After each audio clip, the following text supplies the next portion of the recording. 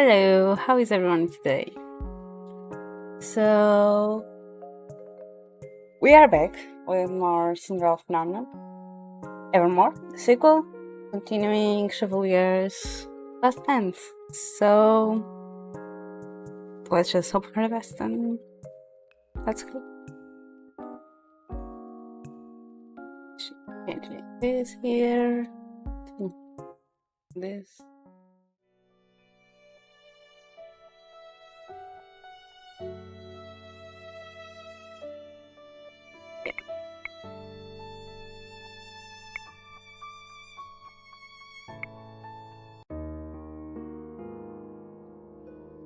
Once upon a time, in a kingdom far, far away, there were two crystals. One was a crystal Lucis, protected by the ruler of the fairies. The other was the crystal Tenebrarum, which was watched over by the high leader of the witches. For a time, the fairies and witches lived in harmony with the humans of the kingdom. He subsequently shakes flushed. You're laughing at me.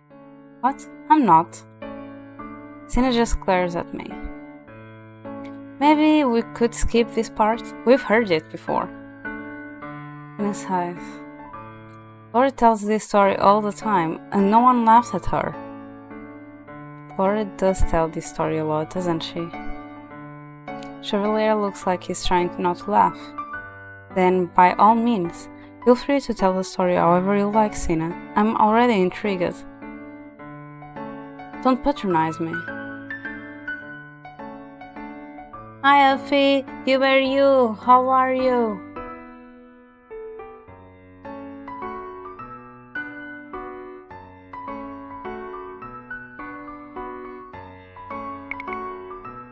Also, I'm not cute. Wait, that's creepy. What the heck? I don't like those hands. I've seen those hands, but I don't know if it was you or the person using it. But it kinda creeped me out. Also, I forgot to change something on my PNG though. Okay.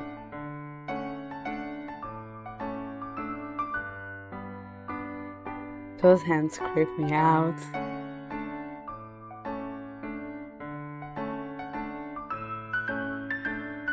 Hi Adriana, how are you?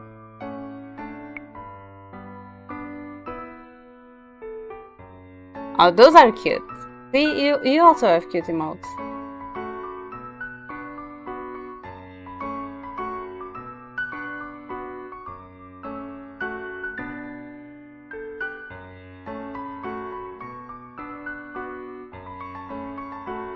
But yeah, let's just continue. Don't patronize me. Sina starts again at Sina starts again at the beginning, describing a time when the fairies and the witches got along. Then, inevitably, ends destroyed the balance with fairy tales. Normally, this would be the part where the storyteller explains that the Tenebrarum Bearer, my mother, went mad after the witch genocide. But Sina surprised me by going off on a different tangent. When Hans realized what it started, he besieged the Tenebrarum and Lucy's bearer to meet with him. The Tenebrarum bearer wanted nothing to do with Hans. Her heart was already overfilled with hatred for the humans. The Lucy's bearer attempted to meet with Hans on her own, but the bard was killed by a witch before their meeting. I stare. How did I not know this? With Hans gone, the conflict spiraled out of control. To Lucy's bearer, fate. He stopped suddenly, his gaze forlorn. Fate. Or fate? Fate, What a lovely name. It suits her. Sina clears his throat. Rather than put an end to the Tenebrarum Bearer's atrocities, Fate clung to her hope and optimism. She did not try to stop the tragedy until much later. You know how the Tenebrar works, Princess Diana? So you must know why Fate was the way she was. The Tenebrum gathers and stores negative emotions. It then sends me those emotions to diffuse. This keeps the balance in check. It goes to reason that Lucy's would gather positive emotions. It used to irritate me that Parfait was always so positive. I thought it was a part of her personality, but... You are saying that Parfait was the way that she was because she absorbed positive emotions from the Lucys? Yes and no. Fate was an optimist at heart.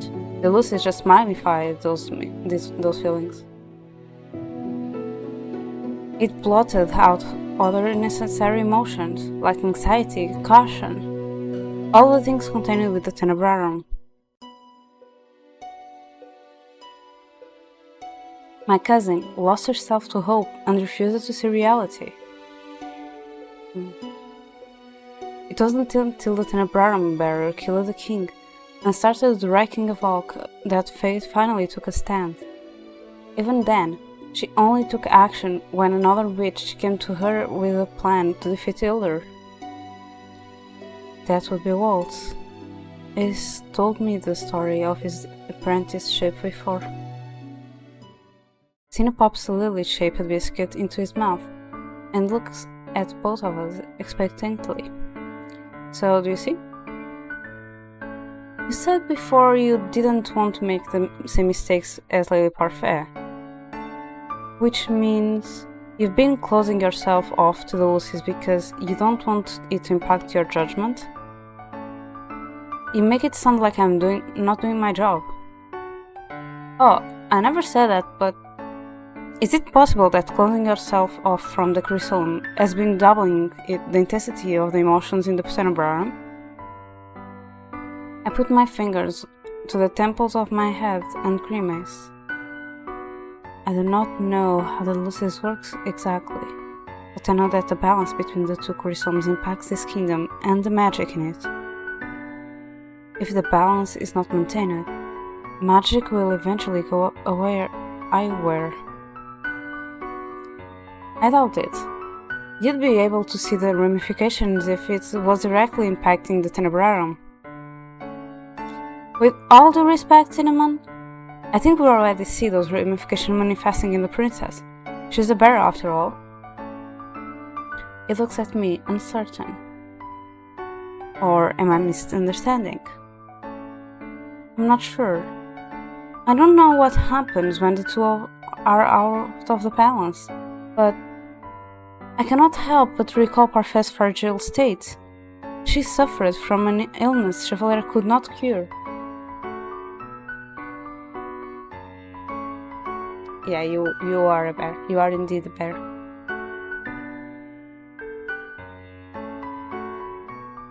You have bear emotes. Parfait was frequently in pain. She said it was because of what happened to her during the war. But do you think she imbalance between the crystals might have impacted her as well? Chevalier stared at me, wide-eyed.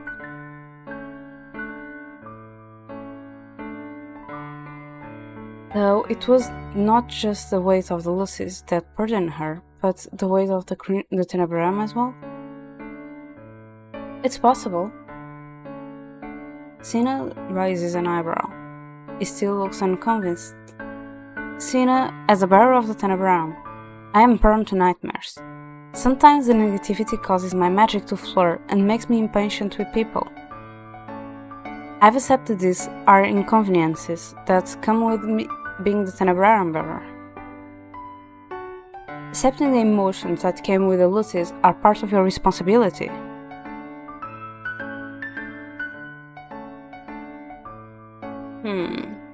It's not the same thing, princess. Mina! Stretch! And hi.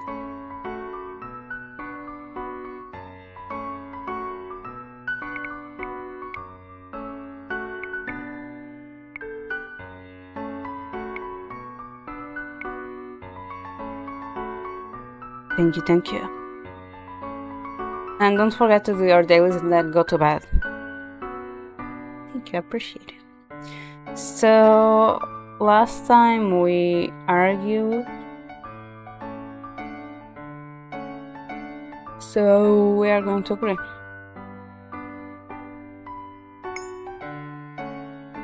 No, it isn't. Sina looks like he is about to argue, but then he pauses, realizing I have agreed with him. I'm sure the Lucy's is different. I have no doubt you know its inner workings better than I do. But in order to maintain balance, Sina, you can't close yourself off from it. How would you know how the balance works?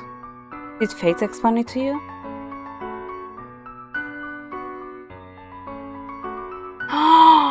Shock!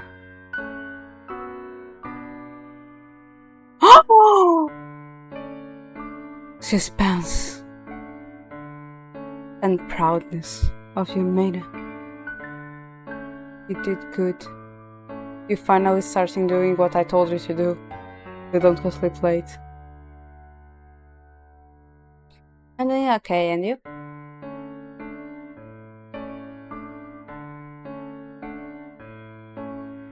He did not. I do not have Parfait or Mother to help me figure this out. Even the Lorandwalds for all their help. But can only tell me what they know in the theory.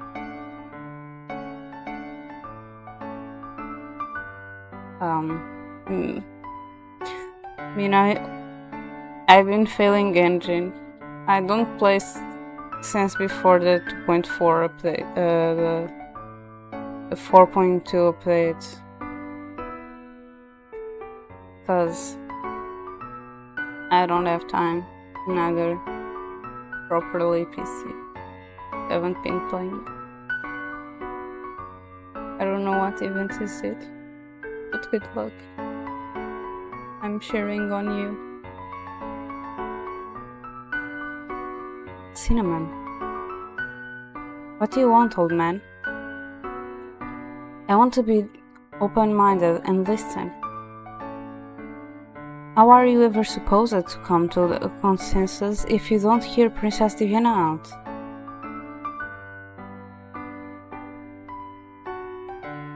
Good luck, Mina. I have a perfect emote for you. Good luck.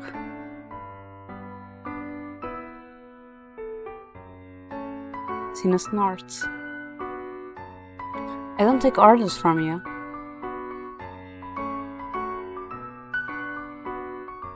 Villar looks stoically at Sina, who glares back at him. Chevalier does not so much as a blink. In the end, Sina turns away with a grumble.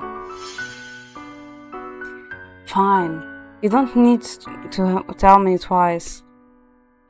Splendid. Please go on, Viviana. As always, Chevalier is able to change the tide of the conversation without even raising his voice. I came at my argument from a different angle. Rather than insisting, I asked Sina to rethink his methods. Chevalier is quick to back me up, but he does so in a way that makes it seem as if he is seeing both sides of the argument. By the time we are done talking, Sina looks defeated. Fine. I'll do what you ask, princess, but only on the condition that you let me do it my way. Tiny Lord, you're much too cynical for your age. If you keep this up, you'll have permanent wrinkles on your face before the year is up. You should smile more often. And you need to learn how to face reality, old man. Leah just laughs. Life is all about balance, as they say, and I already have a very dedicated princess here to help me master it.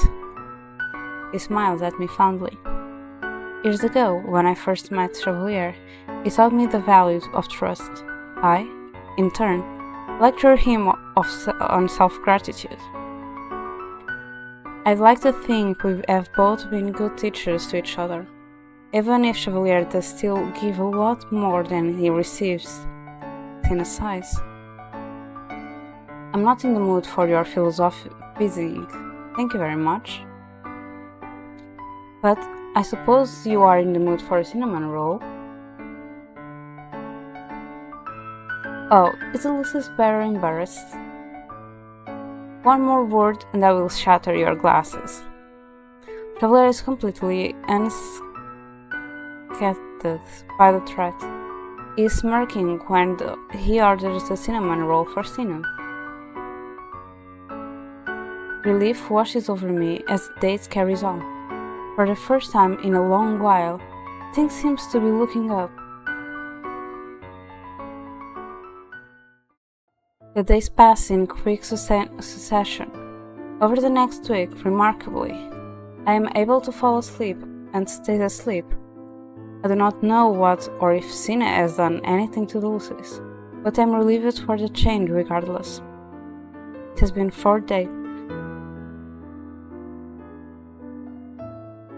It has been 4 days since our talk at the cafe, and I have some time on my hands after a meeting with father and the counselors.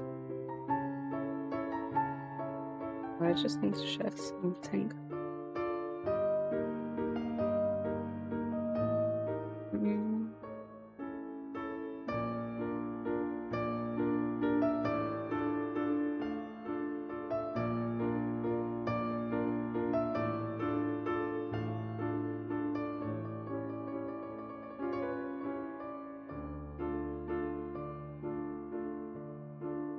Chevalier already knows about this. Will be by in a few hours. As I heard from him, he was busy setting up his new clinic space in the palace. His absence works to my advantage. I have some time on my hands to do something nice for him without him knowing. In the end, I decided to go with my first idea, the scarf. Chevalier has been in need of a scarf for a while. He's not the same without one. But the question remains, what kind of scarf should I get him?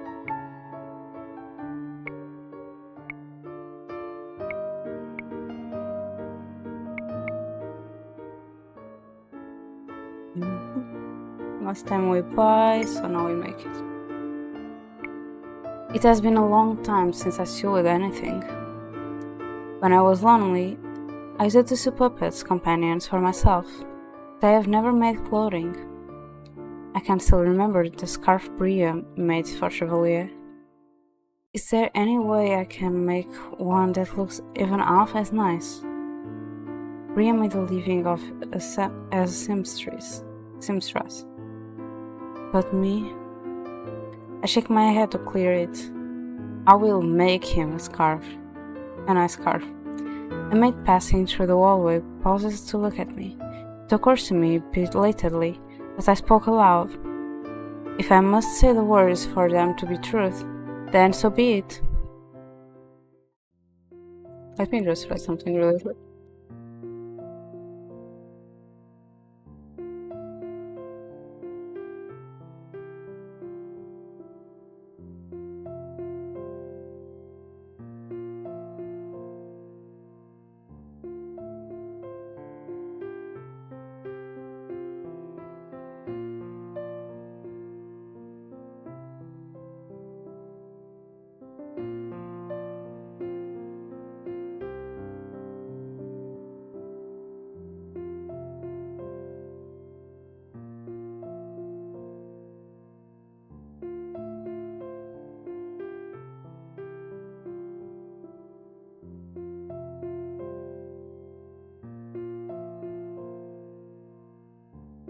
But it has been years since I sew anything for pleasure. I am easily able to locate my supplies. I set everything out on the table and start working. The longer I work, the easier it becomes to focus. Eventually, I completely lose track of time.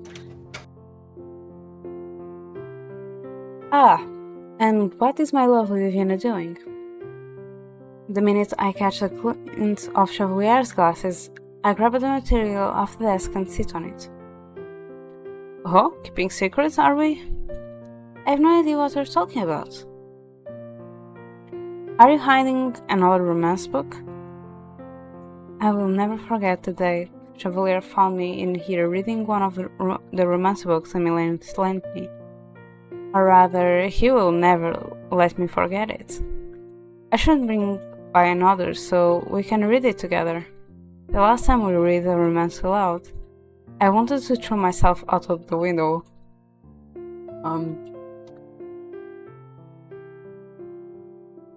It feels like me sometimes reading this. If you do that again, I will burn the book with magic. Even if it's Emmeline's? Even if it's Emmeline's. Chevalier laughs as if he leans closer, close enough for me to see the playful shimmer in his eyes. He never answered my question. It's nothing. Oh? He leans even closer, until his lips are brushing my ear. If it's nothing, then you won't mind me sweeping you off your feet to see. I grip the chair when Chevalier sets a hand on my back. I'll not let this surprise be spoiled. Before he can lift me off the chair, I lean forward and kiss him hard. He freezes, but his surprise is only momentary. He kisses me back, his fingers trailing down my back and sending shivers on my spine. When we part, he steps away and holds up his hands in surrender. Fine, I admit defeat. Good, because you can never hope to best me. Chevalier laughs. No, I suppose not. He plops down on the bed with a sigh. It occurs to me that today was his first official day as the palace physician. How was your work? Good, I suppose. You suppose? Chevalier shakes his head. There wasn't much to do besides organizing my inventory and order medication. Most of the nobles and servants who came by were Elfie. And how were they? Chevalier's expression is carefully neutral. As I say, they were all Elfie. But how were they when you spoke to them? I cannot help but recall the way the two ladies in town looked at him. Many people, novels included, are afraid to show their dislike of him. Welcome back, Mina! But because Chevalier is Chevalier, and dislikes speaking ill of anyone, he probably does not want to admit it. I really do wish he would talk to me.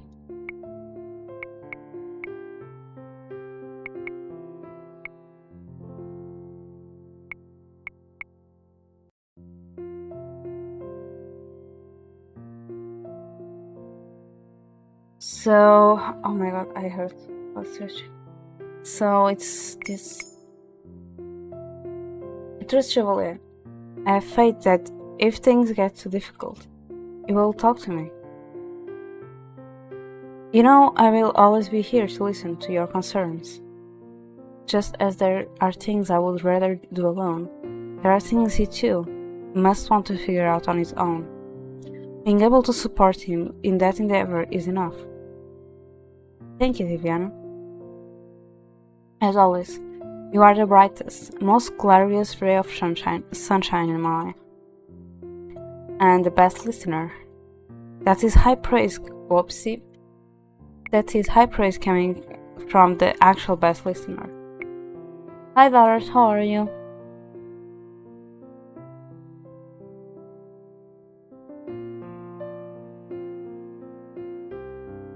Yeah, it's this guy again.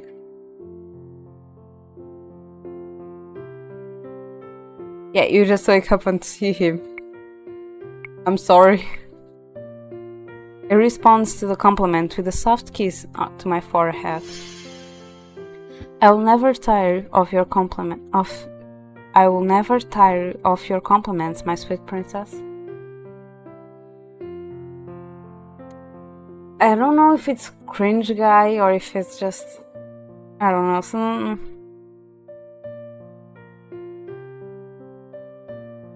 there was some things on the first game that I was like, I really don't like this flirting with every girl it says. Thank you for the lurk. He pauses, silently looking thoughtful. Do you mind if I ask you a question? Of course not. What do you propose I do about my more troublesome patients? I am surprised by the quiet determination in his eyes. I don't want you to needlessly worry about me. I know you have a lot on your plate. When I do not say anything, Chevalier sighs and pulls off his glasses. He regarded me silently, with his violet eyes gazed somber. I notice he only takes off his glasses when it is just the two of us. He is much easier to read when he's not wearing them. Well, what have you done in the past with troubling patients? For once, Chevalier looks at a lot of words. While he's still distracted, I take the opportunity to quickly pull the uncompleted scarf out from beneath me and fold it up. Then, before Chevalier can question what it is, I tuck it in the drawer and turn back to him. I'm mysterious. I'll clear my throat. Chef, do you ever think about what it is good for you? I know the answer to that question too, but I enjoy the bewilderment of his face when I say it loud. But silly question, Diana. Of course I do. I aim skeptically. I think maybe you should spoil yourself more often. Chevalier look of shock perhaps emboldens me more than it should. Before he can object, I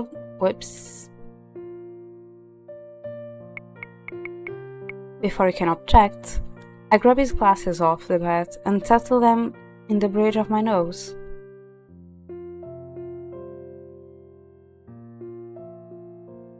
Sorry, let me try that again. I tilt the glasses in the hope that I can make them glint the same way Chevalier does. I think maybe you should spoil yourself more often, Chef. Chevalier shocked appeared, replaced by bemused glee. Oh? I don't think so at all. After all, I think I'm already the luckiest man in the world to be spoiled by you. Being spoiled by others and spoiling yourself are two different things. Oh my princess, your words take on an even more sophisticated air with the glasses, although... He laughs. I'm sorry, even though I'm sure you wear my glasses better than I do. I can't appreciate your beauty because I can't see you. Just how bad is your eyesight? Miserable. I'm sitting right next to you. Not close enough, I'm afraid.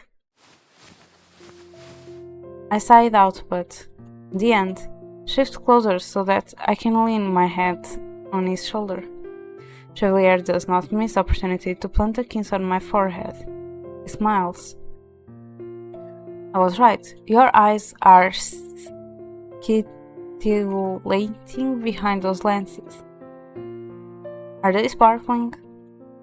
What? Are the glasses sparkling? Sparkling? You always somehow manage to make your glasses shine.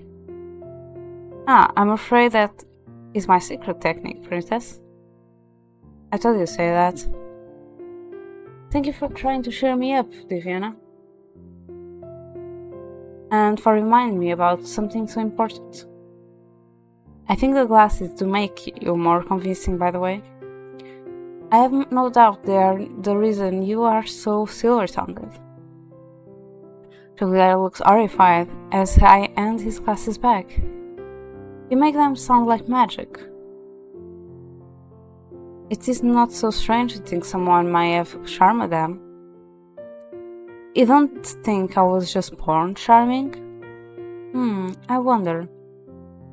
Chevalier looks sure of himself when he puts the glasses back on. You promise that if someone bothers you, you'll come to me. I never keep secrets from you, Diana. I never have, and I never will. Unless they're meant to be surprises, then that is a different thing entirely. Gives me a pointed look, a mischievous smile curling his lips. I'm sure you understand the excitement of keeping a secret. I shrug as none mechanically as I can manage. I will not race to his bait. He's not finding out about my scarf.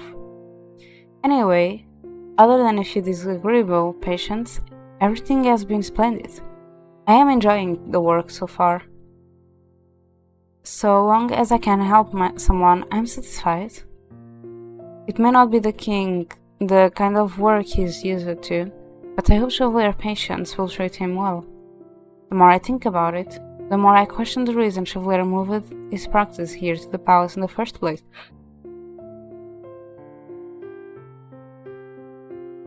He said he did it because the king personally offered him a job and he couldn't refuse, but... Chef, you didn't just move to the palace because of my father's proposition, did you? Oh no, I wanted the change of location. I get to be closer to you with this way, but... Chevalier put a finger to my lips. No but, lovely princess, I moved my practice here because I wanted to. You know how long I thought about it? From what I remember, it was not very long at all. But Chevalier does not lie to me, so I'll believe him. The tide of our conversation changes after that. Chevalier asks me about my day, and I am forced to make up a lie on the spot to avoid telling him the truth. We walk for a while after that until I am forced again to attend to my responsibilities. After I have finished all my daily obligations, I head to the forest for my last meeting. Glory is waiting for me in the clearing with the usual smirk on her face. I can sense the build-up of her spell moments before she casts it. Moments before a spell slams into me, I erect a small shield to block her magic. I sigh as her magic shatters my shield. It was nice to see you too, Laura. She always greets me like this. She says it keeps me on my toes. Nice weather we're having tonight, isn't it? She looks at me, curious. Where's Casanova? He didn't follow you out tonight. He tried, but I didn't let him get very far. In fact, I froze his feet to the ground to make sure it stayed in palace. It was obvious he needed a rest. Laura just snorts. You two are perfect for each other. You're both stubborn as rocks. I dismiss the words with a wave of my hand and prepare myself for Laura's next spell. Our training sessions begins as it always does, with Laura throwing spells at me. And give me only moments to counterattack. We review shields, then basic offensive magic, and then charms. We are nearly onto object summoning when it occurs to me to ask about Sina. When we first arrive in Angel, he watched these proterices from the sidelines, but tonight he's nowhere to be seen. How is Sina? Are you actually worried for him? Or are you just worry because he's been so difficult lately? Both? Worry no more. Sina's turned over a new leaf. She pauses, then gives a nearly perceptible shrug. Well, Alf will leave at least. Alf is a skeptic at heart, so it will take a bit of him to open up completely. But what you say must have left an impression on him. I guess in the end, it makes sense you could help him best. The two of you are very similar after all. She flashes a feline smile at me. I roll my eyes. I'll not give in to her teasing. I know he can be difficult sometimes, but Sina really is a good kid. I hope your talk with him could show you that. He said that he did not want to repeat Parfait's mistake. I'm glad his reasons were not selfish. He may act like a skeptical old man, but he's a kid at heart. He's definitely easier to deal with than a certain ice princess was. She raises an eyebrow at me.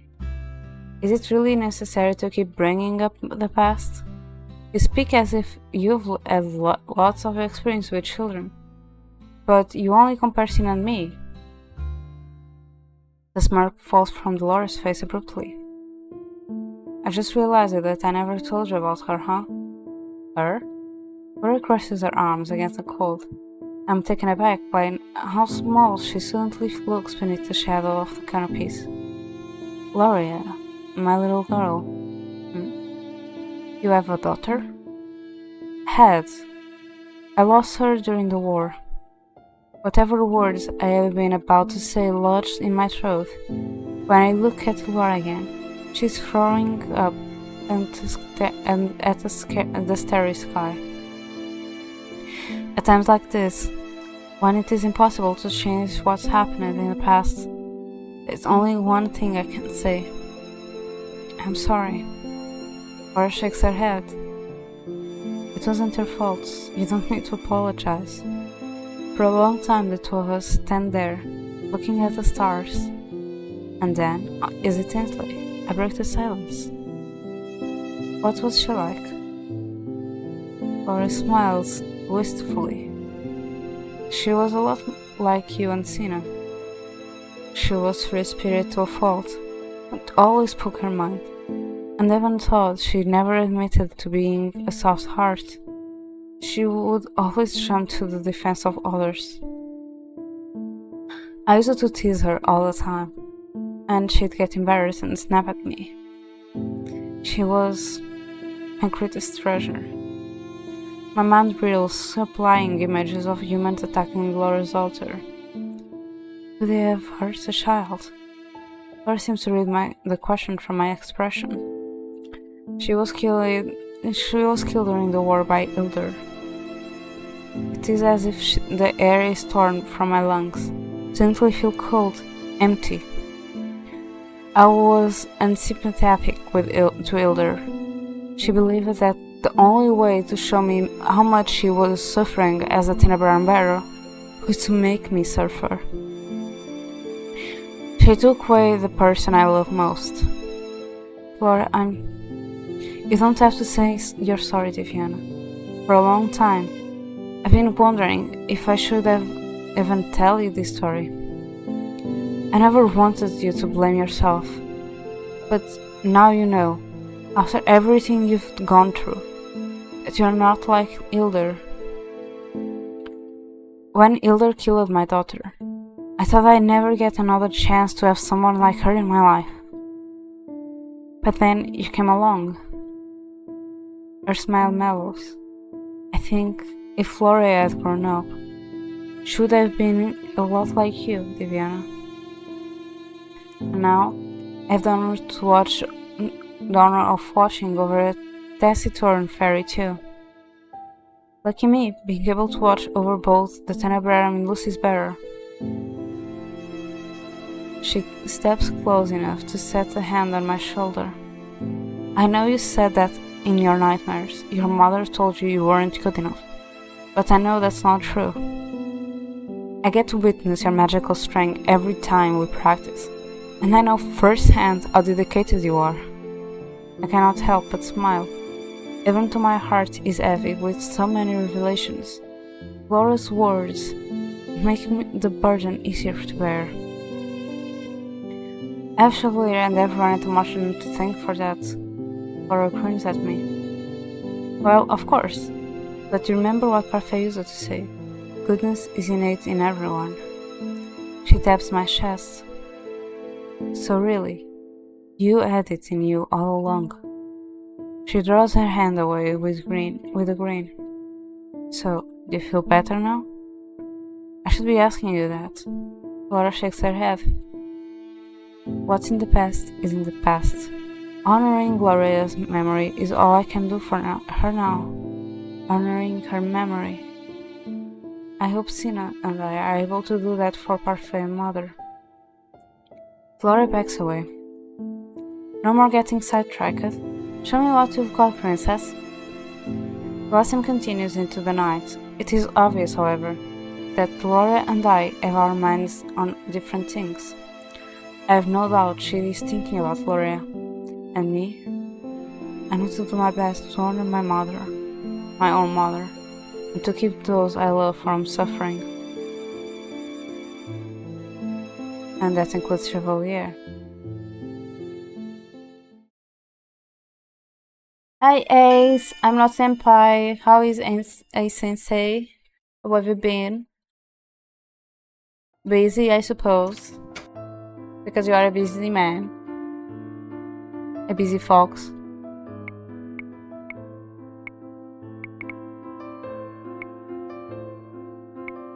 I'm just going to do a little break because I need to go to the bathroom.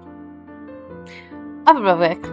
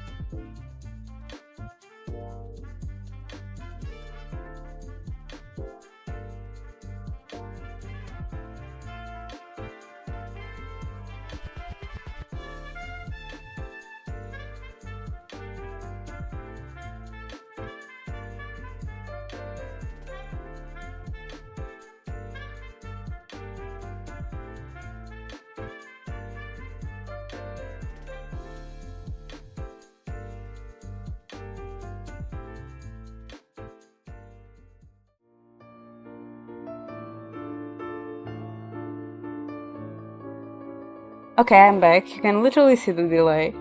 I've been doing okay. I also have been kind of busy, just like you, but I try to make things work somehow. Because I hope for you, because you are way busier than me. I think. I don't know. I'm not a good example. Also, what the salt of the herd? What the? I'm not senpai. You are the senpai. You are the senpai in the sensei. Not me. You. I hope that things will get better. Yeah, did you already graduate or are you graduate like there is like in a few weeks you are graduating? Because I'm really confused with US in terms of like schools. Congrats! Okay, let me do something. Do I have? I don't have sound effects. I think I have. Do I have confettis? I don't think I. Thank you for that, pet.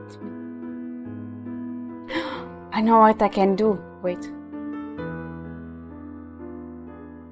And here. And here. And here. This is ace. And there.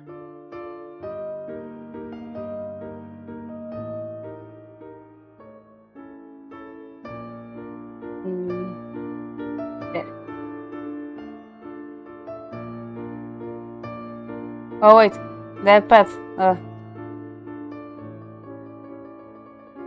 There. See, you got that pet. Congratulations on being graduated now. How does it feel being off school? For me, it was a relief.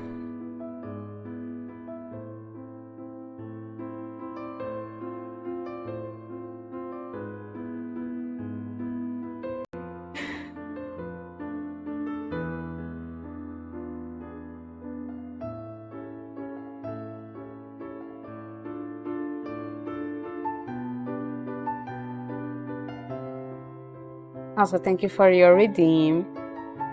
Ara, ara. I hope it was worth it. But you need that pet. You got out of school. You are a free fox now.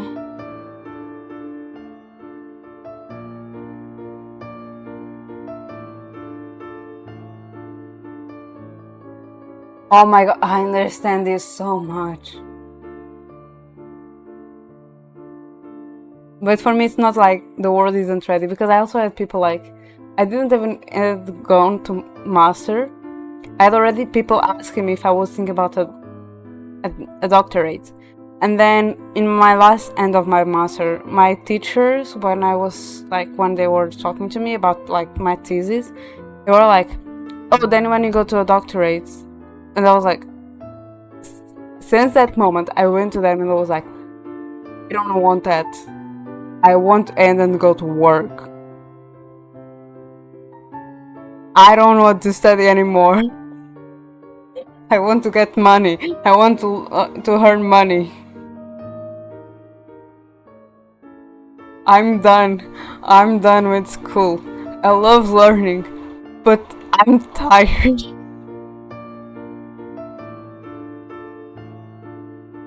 I want to start my life now. Maybe in the future we will have a doctorate though. Doc Ace.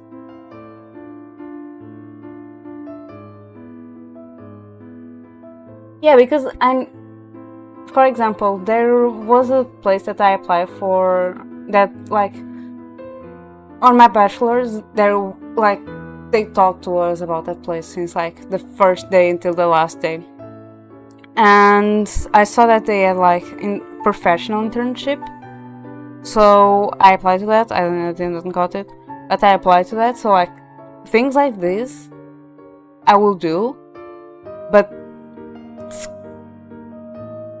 getting another degree, that will take between 2 to 4 years. No. That I need to pay. That's another thing. That I need to pay, not being paid.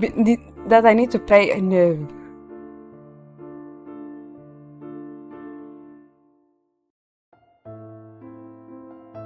Yeah, I know that some stuff do that, but I paid to study. I didn't got paid to study.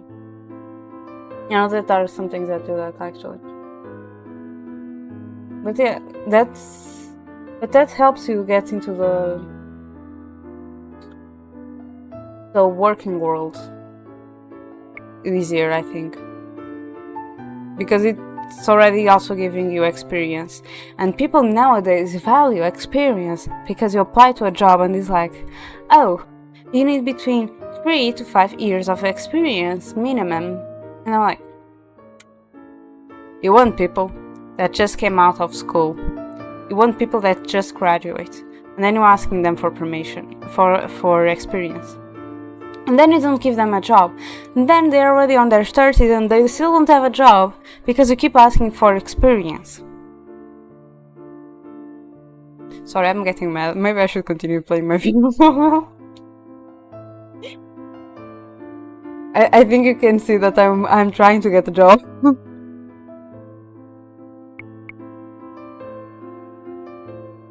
Right, because it's like, oh, we want young people, but we also want experience. So like, they don't hire the old people that have experience, but they also don't hire the younger people because they don't have experience.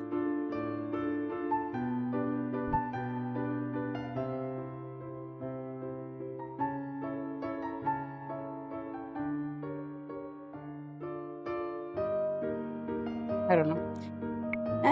I'm not going further into that, or I will just get mad.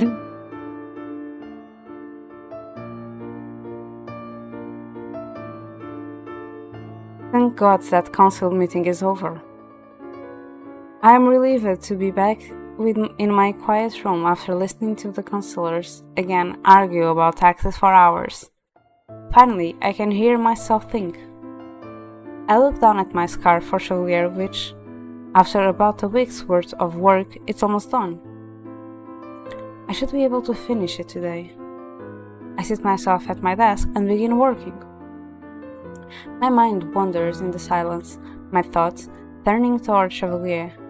Though a week has passed since he started seeing patients, I can tell he is stressed.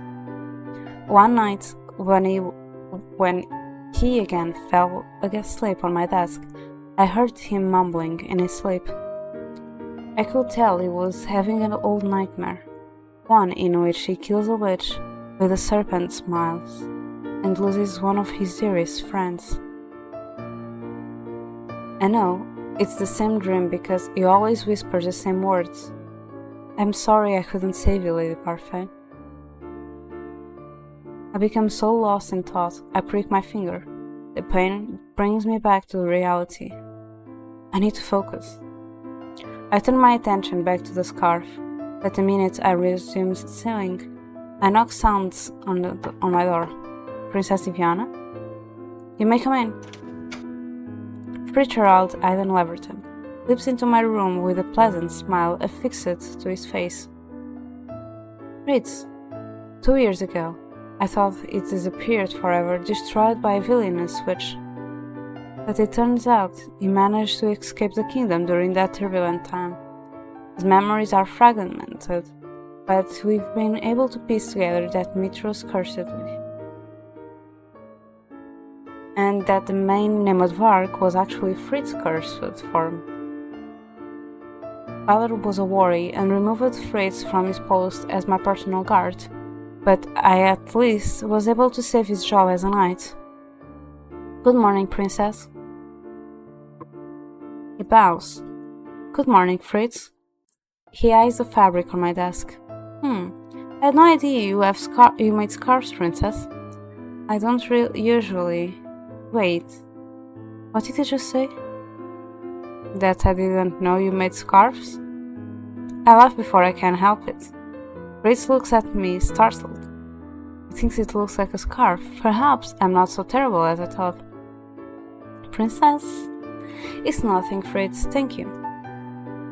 Fritz smiles quizzically, before awkwardly shuffling on his feet. I can tell by the nervous motion that he has something to say.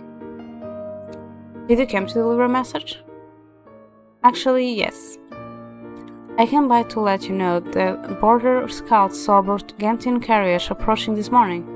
Prince Cloud and Prince Lance were in it. They'll arrive at the palace this afternoon. His Majesty told me their visit is quite spontaneous. Oh, I like this pose, it looks nice. It's different from like the strict pose that he's normally at, because like of his duty. This feels like more like a friend talking to us. I like this pose on him. It's nice. I very like Claude to show up unexpectedly and dramatically. Ever since Angel and Burgundia formed a more dedicated alliance, Claude and his brother have been visiting more often, and usually without prior notice. I've just received the news, so I'm on my way to help organize security.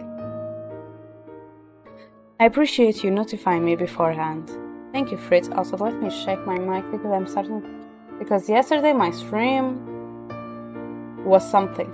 Also, Ace, I was having some trouble with my phone, and I think if you discover what was one of the problems, you would scream at me.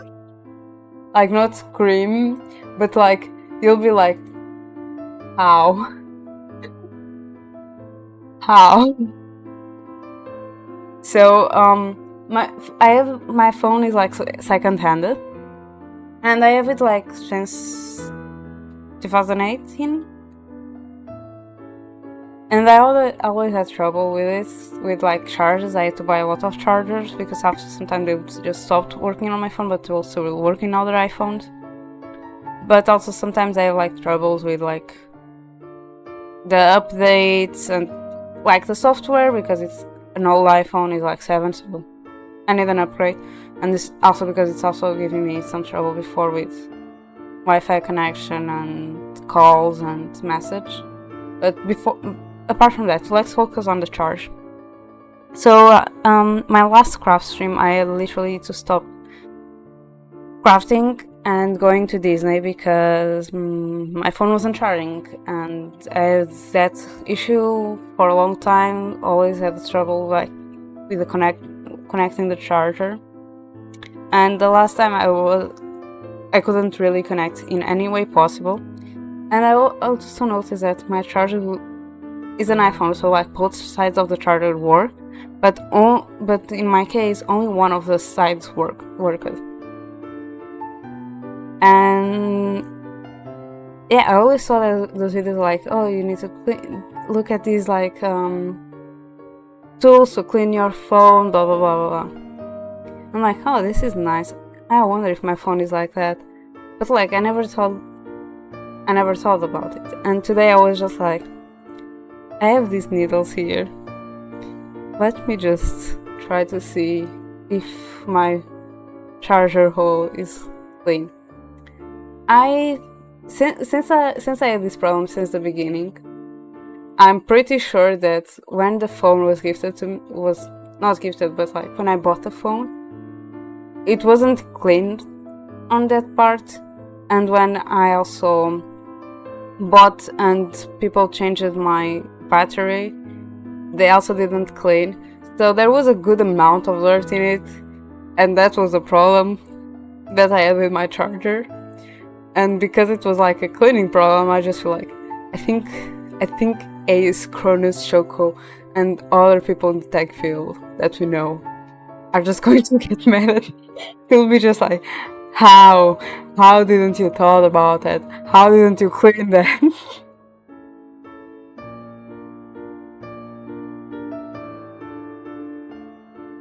Yeah, but my thing was, with previous phones, I never had a trouble with it. Then I get an iPhone and I have a problem with it. There was so much dirt. I was so disgusted. I was cleaning it. The first thing that came out, I was this is a lot. And then I was still touching it. And I was I feel there is still more. And then I push it and I'm oh my god, how is all of this inside? What the heck? And then I was wait, was this a problem of my phone? Then I went to try to charge it, and as immediately as I connect the charger to the phone, it just immediately started charging. I was oh my god, this was a problem all along. Now I know why I would put the charger and it will immediately fall off. Sometimes, if I just touch it, I couldn't touch it.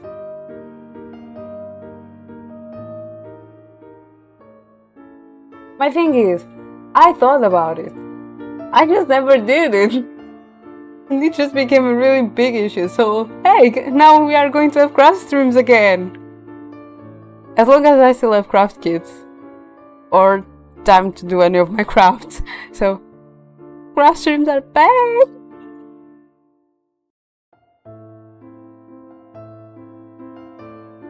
Yeah, now I just need to get a new phone to fix the software program.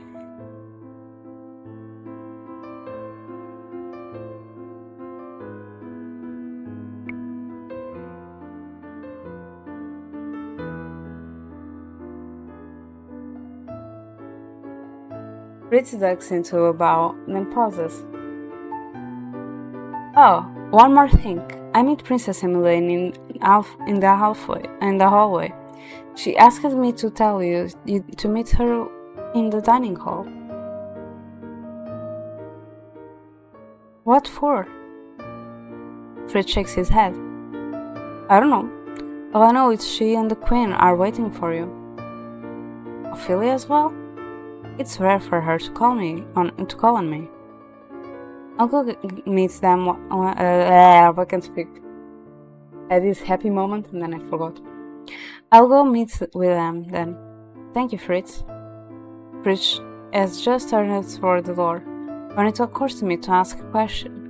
One I've been meaning to ask for a long time. Fritz, have you been enjoying your job? It is not my fault Fritz was demoted, and yet I feel responsible that I could not save him from Mitros all those years ago. Hi, Wade, how are you? Yep. I'm going to pin that, Ace. I'm going to pin that. That is going to stay there until the end of the stream.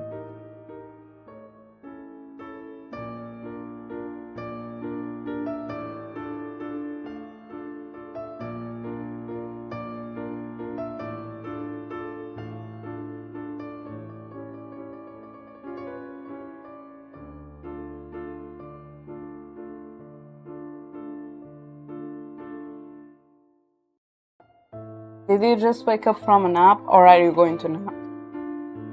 Because with you is one or the other. So basically since the beginning. Okay, wait, I mistyped. I put two S. Too many S.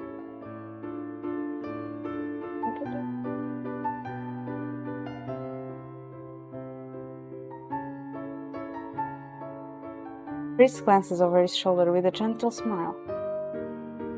You don't have to worry, princess. Even if I can't personally serve you anymore, I get to keep protecting people, and protecting is what I do best.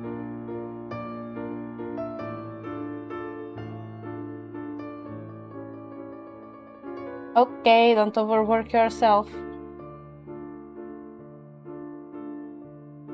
And have fun, try to have fun as well doing the art.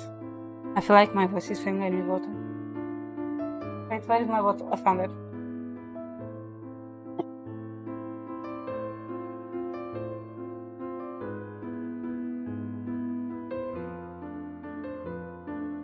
Despite his smile, there is a melancholy in Fred's eyes that makes my heart ache. I hope it does not blame himself for what happened years ago. Take care, princess. I sit in silence after he leaves, my mind foggy with memories of the past. Think about Chevalier and his nightmares, about the blood he must remember on his hands. I think about Fritz and the terrible witch who cursed him. And I think about Mother, whom I was meant to revive. We feed off negativity and chaos. Love serves no power. You will see that in time.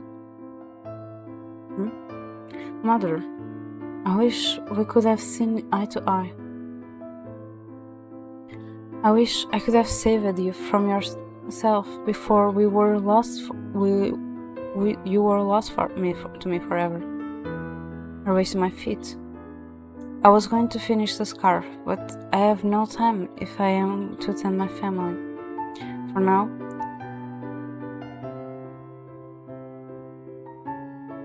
I stuff it into a drawer for safekeeping. I wonder what Emmeline and Ophelia want. I head for the dining hall. Servants are sitting at the table for the tea when I enter. I'm taken aback when I see a plate of familiar lily-shaped biscuits on the surface. Oh, Diviana! Good afternoon, Diviana. Emmeline told me there was a new dessert in town named for you.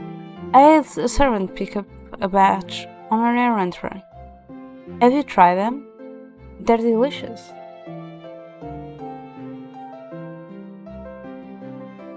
If Chev were here, he'd be wiggling his eyebrows at me.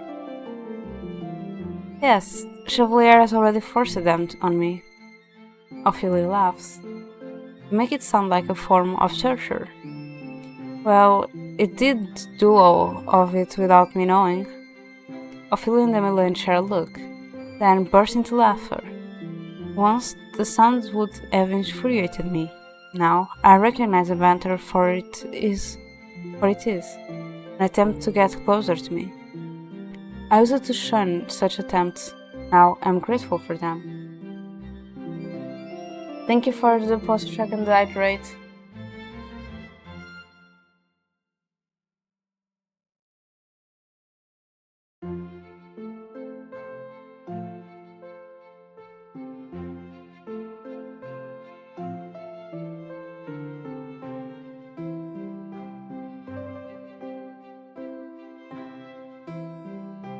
Ophelia has always been very supportive of my relationship with Chevalier. Perhaps it is because she too was once a commoner. So, what did you call me here for?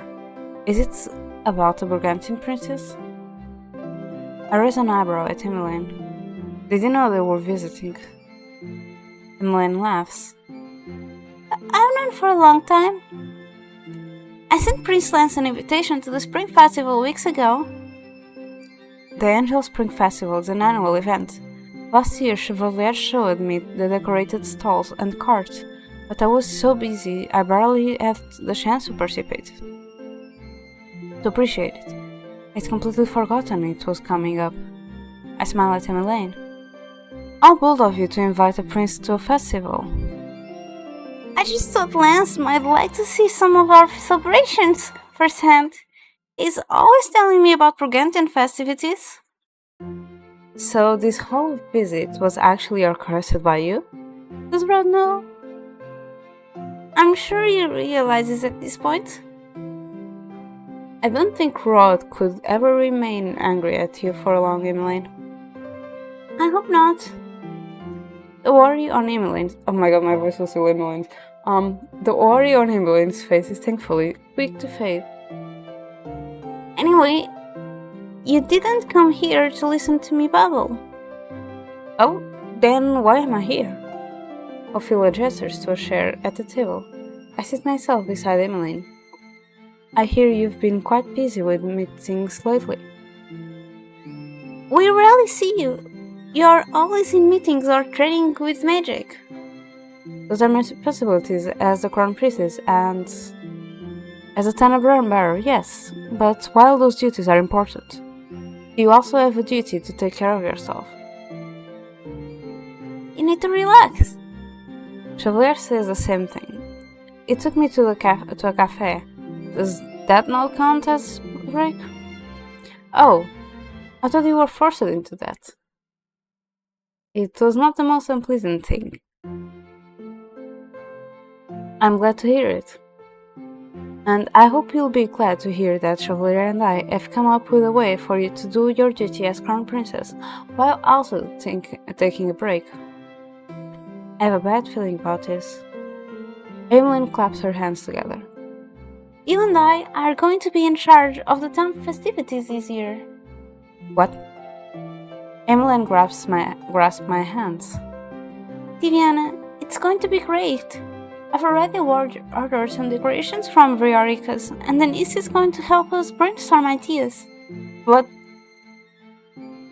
oh, we should ask Sir Waltz if he'd perform a special magic show. But... you should perform, Diviana. Emmeline, dear, it looks like Diviana wants to say something. Yes. I don't know how to plan a festival, and your magic is beautiful. I look up to the words, surprised. Chevalier said you'd be good at this, and he knows you best, doesn't he?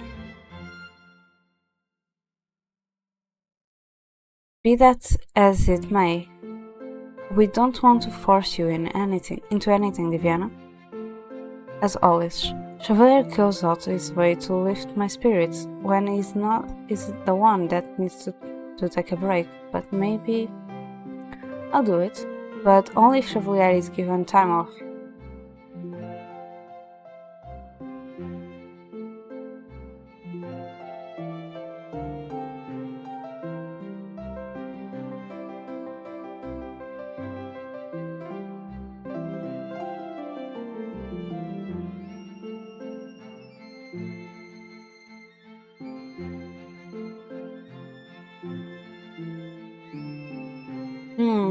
Do you think he'll take it, even if it's offered? If I need to, I'll call this a date and force him to come with me. Both of you and Emmeline stare at me. What? Nothing, it's just good to see you two looking out for each other. Emmeline smiles brightly. You're done with your meeting, right? In that case, Would you like to accompany me to the merchant? I'd like to talk to Sir Walt about the magic show. What if the Burgundian princes arrive when you're out? Don't you want to be here to greet Lance? Hmm. Oh, you're right. Emmeline looks so downtrodden. I can't help but feel guilty to bring it up. Perhaps it wouldn't hurt to take a break from all that sewing. I can still go to the tavern. I don't mind requesting his assistance on your behalf. Are you sure? It is no problem. You invited Lance. You should be here when he arrives. In that case, I'm going to start preparing for his arrival. Thank you, Diviana. Emmeline walks away with a little bounce in her step.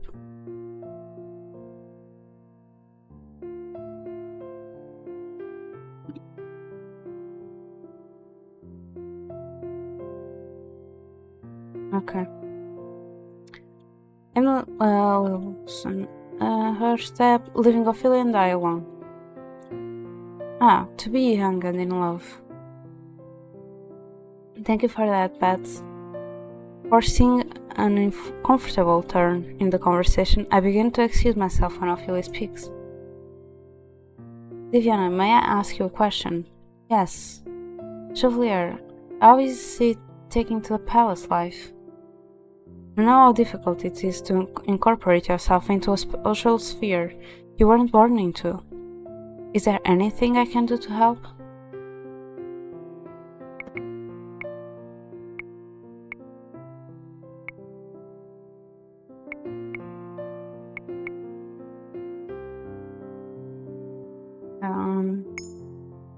This is the right one. He insists that things are going well, but I know he's stressed over his patients. They look down on him and he refuses to stand up for himself. What did he do when you first came to the palace? Ophelia's lips curls into a wistful smile. I felt very small when I arrived. The nobles spread illicit rumors and mocked my etiquette. They told me I would never be good enough. I was one of those people. Ophelia seems to guess at my thoughts. She smiles and sets a hand on my shoulder.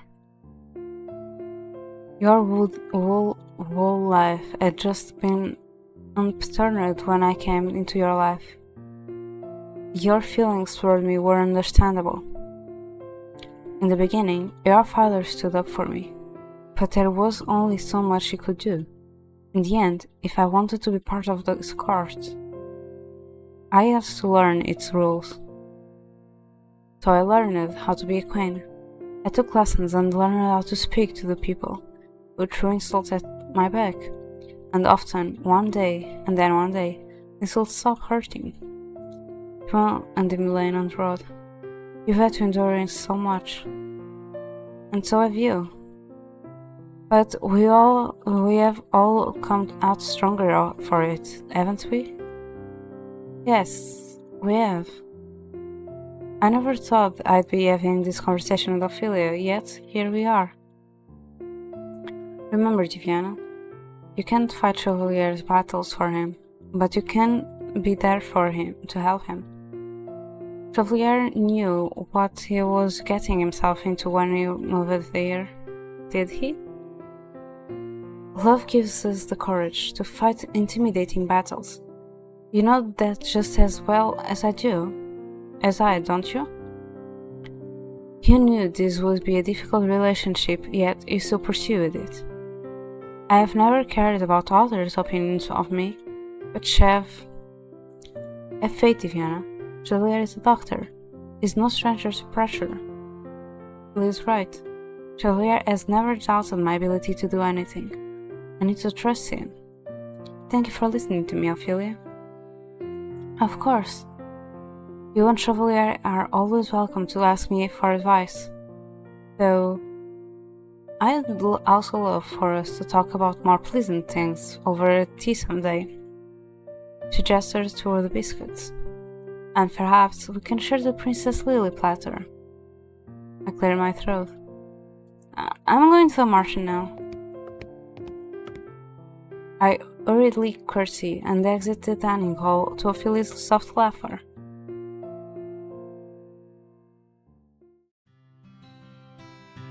I said. At the insistence of the guards, I take a carriage into town, though it is still awkward. I try my best to smile and wave at the people as I pass through. I do not get the same reception as in Millennium Road, but I do not mind. It takes time to rebuild trust, and I am happy with how far I've progressed. I am in good spirits when we reach the Martian. I expect the tavern to be busy at this time of day, but I am ill prepared for how packed it is when I enter. What in the world is happening? Look, it's the princess! Two women through the crowd to speak to me. Have you come to watch the performance? The magic show. Is Waltz performing? Oh no, the Lucy's Berry is. I nearly choke on my own breath. What? You must know him, Princess Viviana. What is he like? He sounds so mysterious and handsome. They will be very disappointed when they found out it's just a grumpy child. Yeah, he's like that. What then? You are a grown-up woman, and he's like 10. Are you sure about that? Good night, Mina. Rest well. Stretch before bed.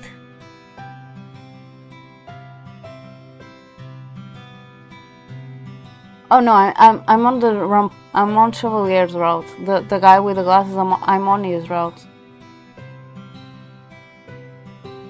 I'm just seeing the two women being like, oh, and he's so mysterious and handsome. I'm like, he's a child. He's like 10. Please.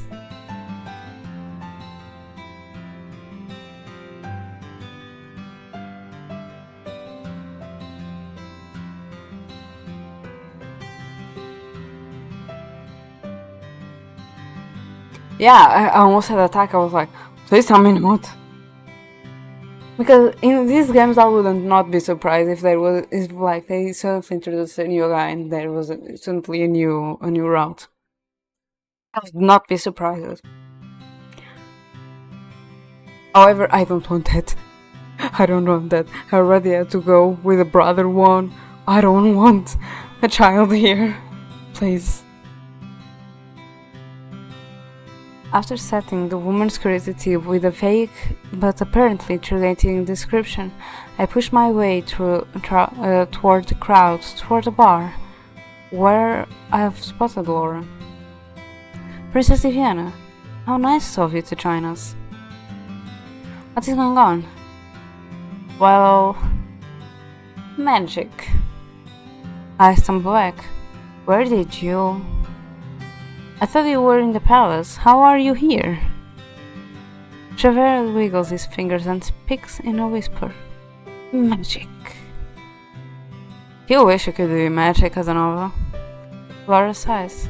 He just dropped by after doing a medicine supply run at Anisis. So now you understand me, huh? Lady Laura, must you dampen the intrigue with the truth? I figured that, for once, the princess would want a straight answer.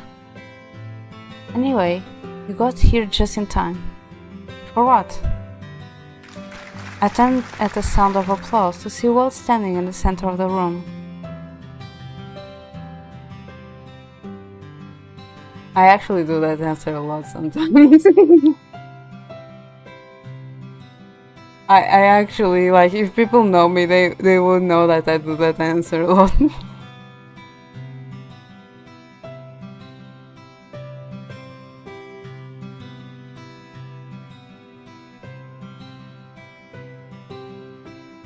Sometimes I even go like, dark magic. Or food. Like, magic, dark magic, or food. That's normally my choice. Good day, everyone. My name is Waltz, and I'm here to introduce you to another performer who's here to spread some happiness and magic. Everyone, please welcome the Lucy's bearer, Sina. When Sina slides out of the crowd, there are gasps and murmurs. Hello, citizens of NGL. My name is Sina. It's a pleasure to make your acquaintance. Sina claps his hands. His fingers begin to glow, and then miniature magic-induced fireworks pop up above his head, creating a halo of colors. And a pleasure to entertain you today. The audience applauds, but I am too shocked to join them. He's so cheerful. Laura smirks. Sina's a grump at heart, but I think he's taken your advice to let himself open up to the Lucys. Sina weaves his fingers through the air, creating flowers that rain down from the ceiling. While the audience cheers, I reach up to brush the petals off my head. I stop when Chevalier gently sets his fingers on my waist. You look beautiful, Viviana. There is a soft wonder in his eyes that brings a smile to my face. What, with petals on my head? You wear them like a crown. The compliment is so sincere, it makes my heart flutter. I love Chevalier's dramatics, but more than that, I love when he speaks to me like this, like we're the only people in the room. Oh, you have a crown of flowers on your head too. Are you also royalty? Chevalier smiles wavers slightly. I lace my fingers through his. If it's what you want, Chef, I have no doubt you'll grow into that title. Title? Whatever title you like, Lord, Nobleman. I bite my lip before I can say the word king. I spoke with Ophelia today. The story about how she became a queen is inspiring. Chevalier's eyes are twinkling. I wish I could have been there to hear it. Well, we will both have an open invitation to tea, so I'm sure she'd be happy to share the tale again. I enjoyed that very much. Chevalier squeezes my hand. Be honest with me, Chef. Is everything okay? I think I have an idea how to make things better. An idea? Yes, Princess Diviana. As also when Sina calls my name, the crowd parts so that I can see him. I knew he'd be here. Care to show the audience what a Tenebran bearer can do? Or are you afraid I'll upstage you? I whistle as at a taunt. Everyone in the tavern is looking at me expectantly. Oh, that sounds like a challenge. I slide my fingers out of Chevalier's and turn to Sina. I can outperform you any day. Talk is cheap. Show us what you can do.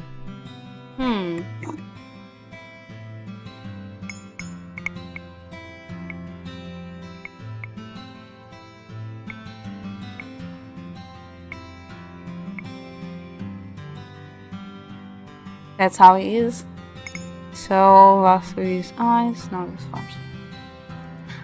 Perhaps, if I put my mind into it, I could do something grand, but I'm distracted by the petals on Chevalier's head.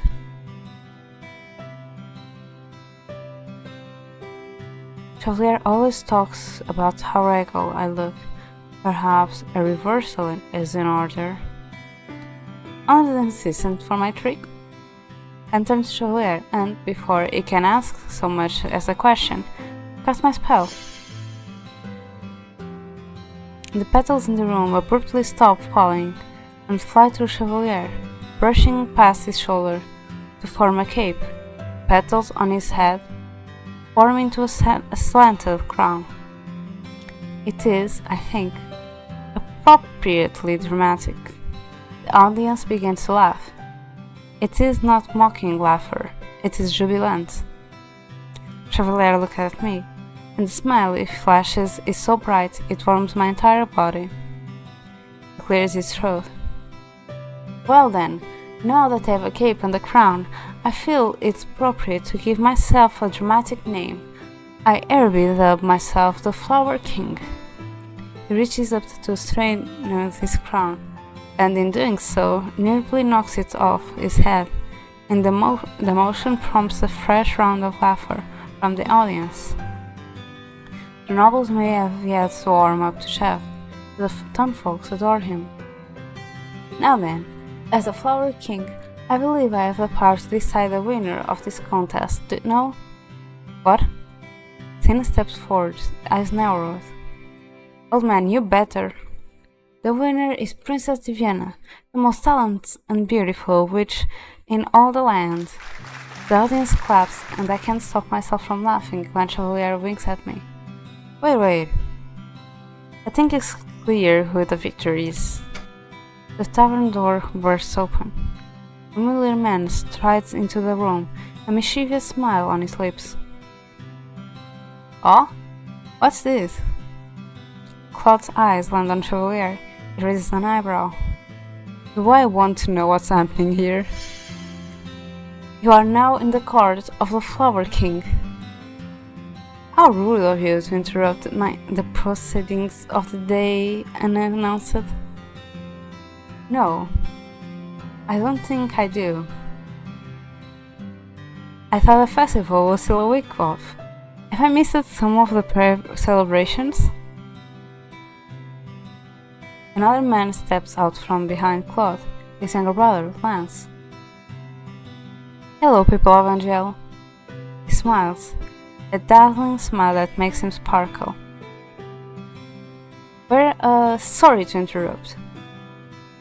The apology is followed by the audience screams as they surge for the door, yelling Lance's name. Claude sighs disgruntledly out of the crowd surrounding his brother and makes his way over to us. It seems like you weren't the only one who was upstage at the Cena. I was not upstage. Oh, it's both of us. The two speak at the same time. Cena turns away, cheeks flushed, while Claude runs a hand through his hair and sighs. It is a curse to have such a magnanimous brother. Ah, but at least you have us as friends. Claude shrugs discontentedly at that. What are you doing here? My family's expecting you at the palace. I figure I may as well drop by and offer my greetings to the merchant crowd.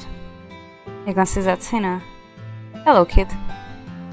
Call me that again and I will bury you in flowers. Cena grumbles something beneath his breath before stomping away. Prickly as always. He's just grumpy because you interrupted his magic show. Claude turns to Delora. Ah, Lady Delora. How lovely it is to see you again. It's only been a couple of months. You haven't been gone long enough for me to miss you. Hello. Hello. You're swimming in a bit, right? Yeah, How are you? I'm good. I'm reading. Oh, what are you reading? It's called An Ember in the Ashes. Weren't you reading that before? I've read it before, but not recently, like a few years back. Yeah, no, I'm just saying this because like that title isn't strange to me. That was why I was like, wasn't she reading that or did I saw that name in another place? I don't think I've mentioned it to you before. Maybe someone else did. Yeah. Wait. Didn't you ask for books and marriage checks to that? No, I don't remember.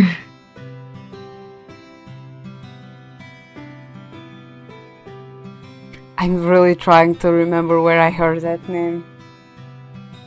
Maybe I searched for it and it was me all along. Maybe. What have you eaten? Mozzarella, cheese. I had breakfast. And lunch? Mozzarella cheese. Ah, yeah. I wrapped it in a wrap, but it But- was just mozzarella cheese. But you said breakfast. Oh, well, for breakfast I had rice and spam with egg. Hmm. And then for lunch I had the wrap with the mozzarella inside. I was And too for lazy to make dinner? lunch. I'll figure that out later. Yeah, because I'm thinking, like, we are streaming at 7 p.m., so... When do you eat? Also, let me shut you out. Yes, I eat. When? Yes. Yes. Go follow Aya, please. Thank you.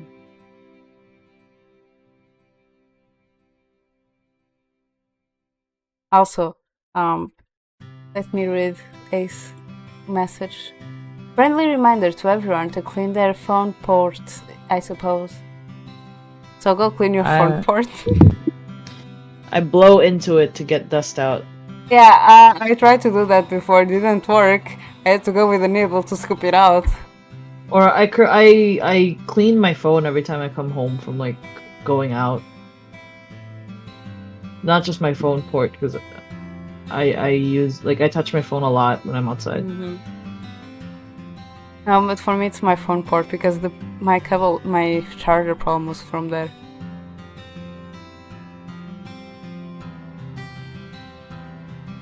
I couldn't charge my phone properly because. Oh. See, the thing is, I switch from port like a physical charger to wireless, it depending on my mood. My phone doesn't have that. Yeah, so I don't really worry about it too much. Yeah, I can't. My phone doesn't.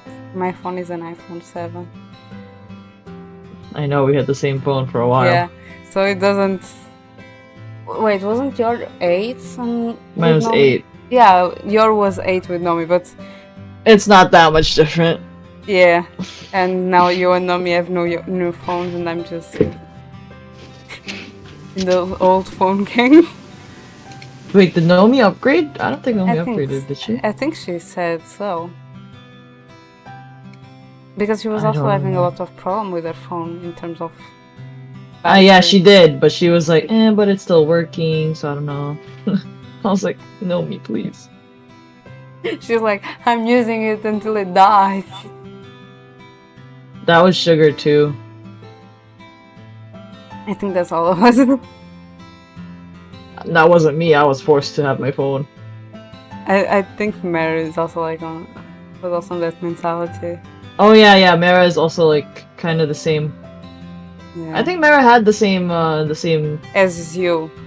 As me, yeah. Yeah, because I remember being 3, and then me, but similar. Yeah, we were the three people who just had really old phones. 4. Well, 4, because Nomi. Yeah. That I upgraded last year to the iPhone 13. Woo! And can I just say it is so much better. It is so much better because it is still in the system. The only reason why I upgraded is because I got the message from the system update that they weren't gonna support my phone for long. Yeah. So I was like, well, it's time for an upgrade. Yeah, me and Merit talked about some apps because of the astrology and the tarot and everything. And I shared with her one I found, and she shared with me one, a coworker that talked to her. And I tried to install the one she told me, and it literally said, you need to update your iPhone. Yeah, that's why I upgraded, because I was like, I'm not gonna deal with things not working just because my phone's old. No, I couldn't even install it because of it. Yeah. So I just went to Merit I'm sad I can't install it. I'm sorry. It's not your fault. It's not your fault. It's really I feel like they really just shut down Yeah. backing for older phones to force you to buy new ones. So it's really not. That's not on you. Mhm. I don't think it costs them a lot to do that. It's just that with the upgrades that they keep making, they have to force people to keep upgrading. Yeah.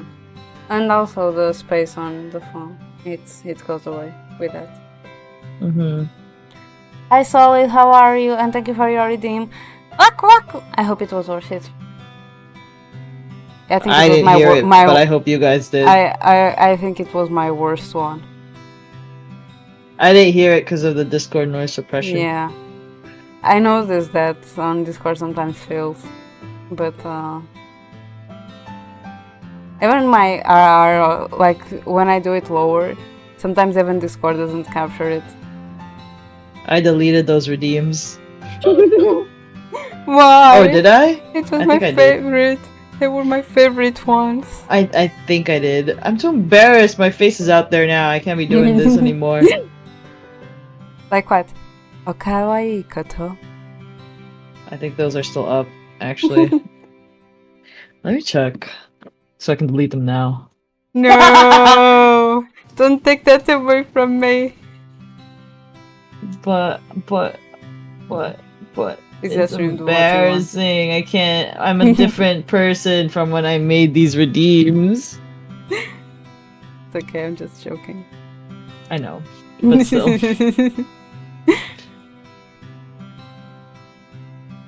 Let me look. Let me look at my channel points. Oh yeah, do you want me to stream what I'm... No, it's Fine. okay. I'm on your stream. Okay. Nah, I still got him. Never mind. But would you have missed me if I had been way longer? Laura snorts. Doubtful. How rude! I am overall offended by this reception. He shoots a disgruntled look at his brother, who is smiling awkwardly at adoring fans. Chevalier grins. Weren't you avoiding besotted girls years ago? I'd have thought you wouldn't have your brother in his position. It's in his message. Who is talking to me? Oh, is a server. Okay. Don't mind. Don't mind. Yeah. Are you two so close you're finishing each other's thoughts now? Besides, how is it that the man with a name that sounds like a fancy cake has found love before I have? Perhaps it's because he's sincere. Princess, you won me. Well, it's good to see this place so lively again. Lively? I don't know. Lively. Thank you. You're welcome. Hello again, Prince. Greetings, Mr. Magician. I'm surprising it wasn't your performing today. Sina wanted to give a try, which, speaking of, Waltz turns to me. Thank you for playing along, Princess. It was my pleasure. Once we've all finished exchanging pleasantries, I turned the conversation to Emmeline's proposal, suggesting to Waltz that he and Sina, if he's up to it, perform during the festival. I'm reading really bad. And surprisingly, Waltz agrees. You know, it's always my pleasure to perform for the Crown Princess. Sina would never admit it to it, but I'm sure he'd love the opportunity to show off too. Laura raised an eyebrow. What about you, Princess? What about me? If Sina's on stage, maybe you should perform with him. The Lucy's and the Tenebra Bearer. Performing on the same stage would be a momentous moment in our history, don't you think? That is something. Momentous moment. Sounds redundant. Sounds like I'm just saying the same. But it was what was right then. It was momentous moment. I don't know. Casanova has a point. It's been a long time since the populace have seen witches and fairies get along so publicly. they make a good point. Not too long ago, witches and fairies were believed to be enemies. Perhaps a joint performance would improve the townfolk's perception of witches.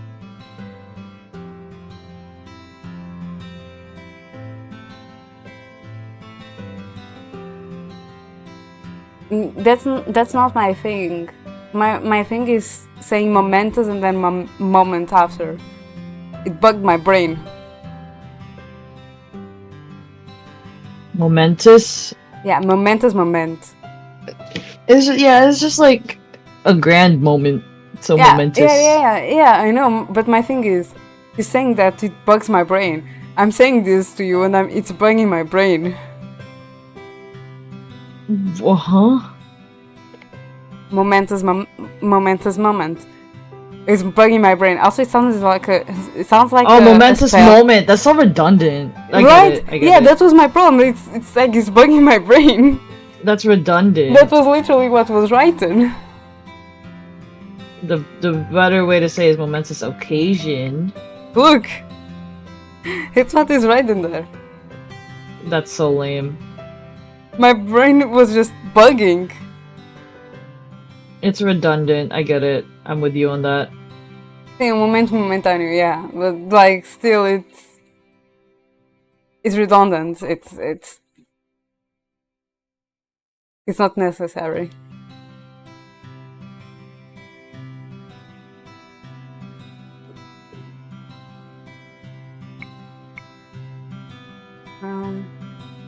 Folks, if it helps relations, I don't suppose it can hurt. Oh my god. I see the group chat. Oh my god, I will have a lot to read after stream. Huh? I don't know if it's Lupu, I don't know if it's Choco, I don't know if it's Min, or if it's the three of them someone's together. spamming you? Somebody's on that group being active, and the last time I didn't look, like, I wasn't looking for like 2 hours. Out of nowhere there were 19 messages there. So like I'm seeing, like, first I saw 5, now I'm seeing 6. I'm like, I'm going to end stream and have like 50 messages to read.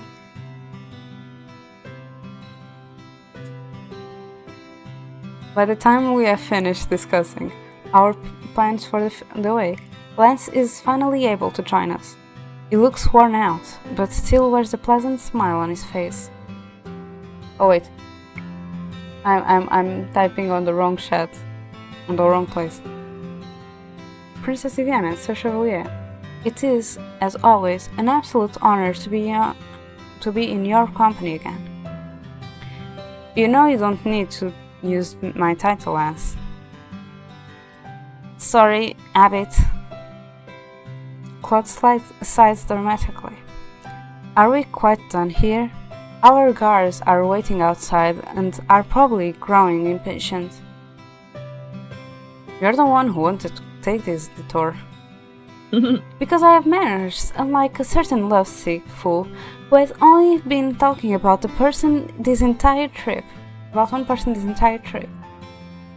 That is uncalled for. This is just sibling talking to each other. Aya knows what I'm talking about. A little bit. It's like when you know a secret and your parents don't know, you are just like, are you sure you want to go that way? Are you sure you want to go that way? I have power over you. Chief? You sure you want to do this? The squabbling brings me back to the present. Emmeline said at the palace to greet Lance. It would be rude to keep her and everyone else waiting.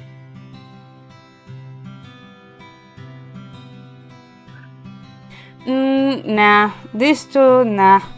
Claude doesn't want to hurt his face. Claude loves his face too much. He would not do that. They wouldn't punch each other. They don't do that. After promising to discuss our plans further, Chevalier and I excuse ourselves to escort the princess back to the palace. By the time we return, the table has been set for dinner. Ophelia and father are both pleasant and conversational, but in Milena and Rod is like a storm cloud and keeps casting sharp looks at Lance, who is beginning to look distantly uncomfortable. Rod only looks away when Claude directly addresses him. Have you given any thought to that exchange program I mentioned before, Prince Rod? You are invited to stay in Brigantia to learn traditional dances. Indeed, we would love to host you. Claude glances at his brother, and if you'll have him, my brother would like to extend his stay in Angel.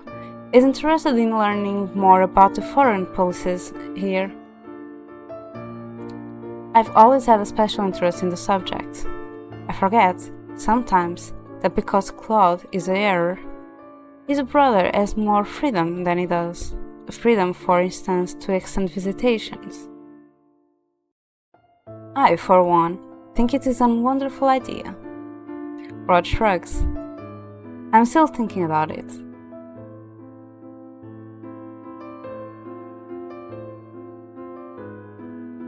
He looks skeptically at Lance. You're interested in foreign policy? Who would be teaching you? Not my sister, surely? You know I don't have that kind of expertise, Rod. Lance smiles. You should not underplay your talents, Princess Emmeline. Your Angel's history lessons are always enlightening. Can't speak. Oh, thank you. If Rod, that's the only voices I do is this girl and another girl. I don't do more. It's okay. I'm just like, this is my limit. This is what I do. If Rod were a witch, I have no doubt he'd set Lance on fire with just this call. Before the situation can become any more heated, Chevalier clears his throat. If Princess Emmeline is not up to the task, then I humbly volunteer to educate the prince about Angel politics. He winks at me. The princess can vouch for me. I am an excellent teacher, aren't I?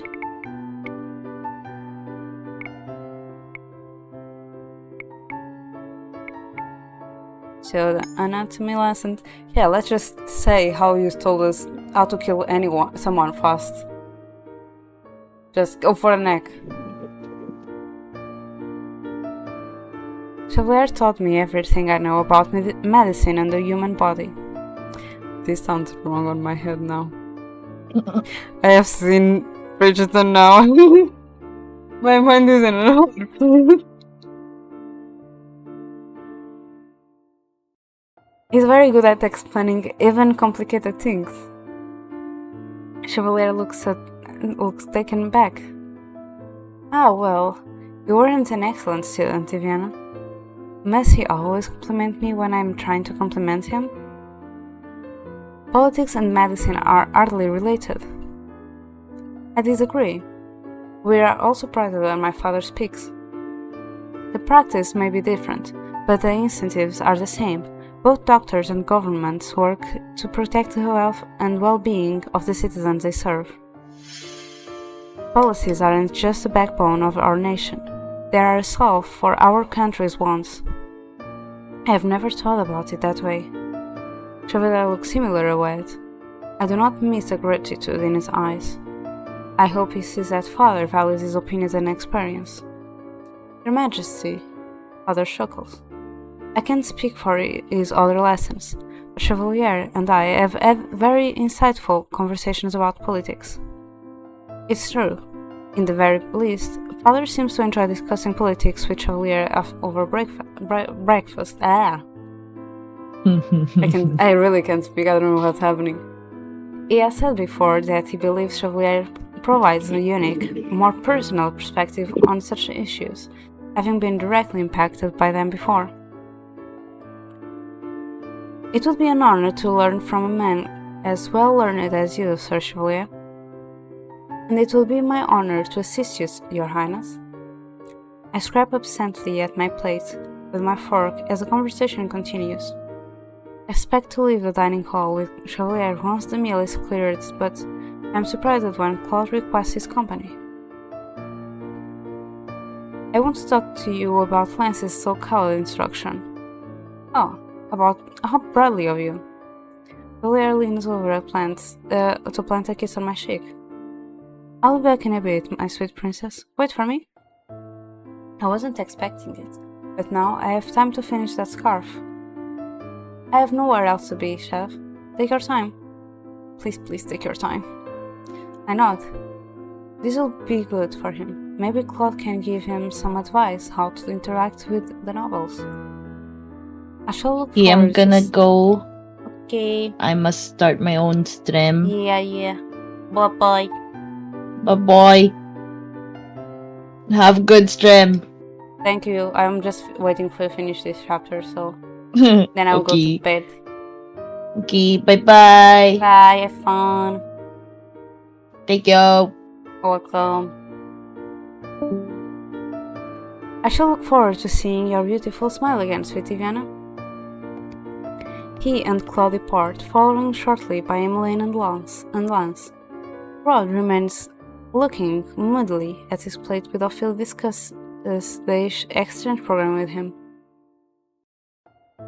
With no reason to stay, I curtsy and excuse myself from the hall. I waste no time in resuming work on the scarf. For the first time in a long time, I'm completely focused. The motion. Maka! Hi! How are you?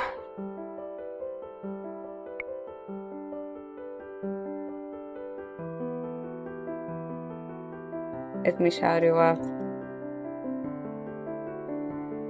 I almost typed imp right instead of your name.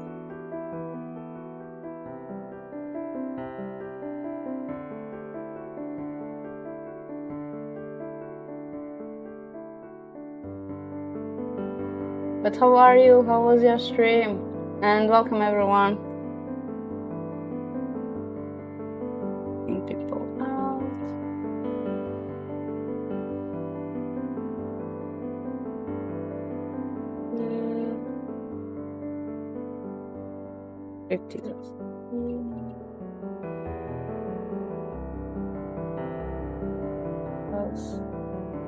Hey, please work.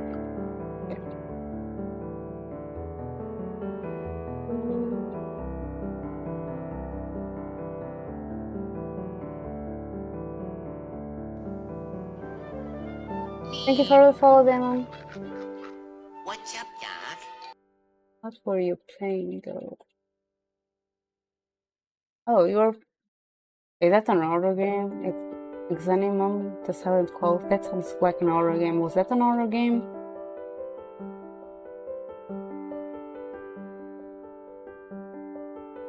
I'm doing good. My stream is going well. You actually just missed my friend leaving to go to her own stream that we are going to raid. She doesn't know, but we are going to raid her as soon as we finish this game. This chapter, we are going to raid her. But yeah. How are you? How have you been? Also, let me do my introduction. Hello, Mocha, and everyone who came on Mocha Raid. If you need to go, rest, take care of yourself, do your thing, feel free to do so. I'm not holding you here with a gun, so feel free to do your thing. My name is, for who doesn't know me, my name is Viviana Luna Lepus, D, or Dishon for short. I'm a human hair hybrid, and normally I do arts and craft streams, productive streams, or gaming streams like I'm doing right now. If anyone is interested, these are my social media. And I'm also part of Virtual You Magazine, a magazine for VTubers from VTubers. So please check it out. As you are from Mocha's community, you probably know about her Obey May, and you have seen some of her Wesley streams. So this is the same type of game. However, I don't simp like her.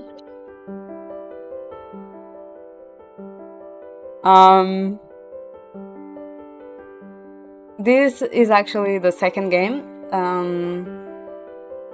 This is also a visual novel, like the one Mock and I have been playing on Wednesdays. Are you sure you don't see what I mean?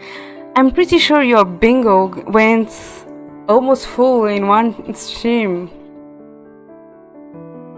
But yeah, this game is called Cinderella of Evermore. This is a sequel of the game called Cinderella of the first one is free.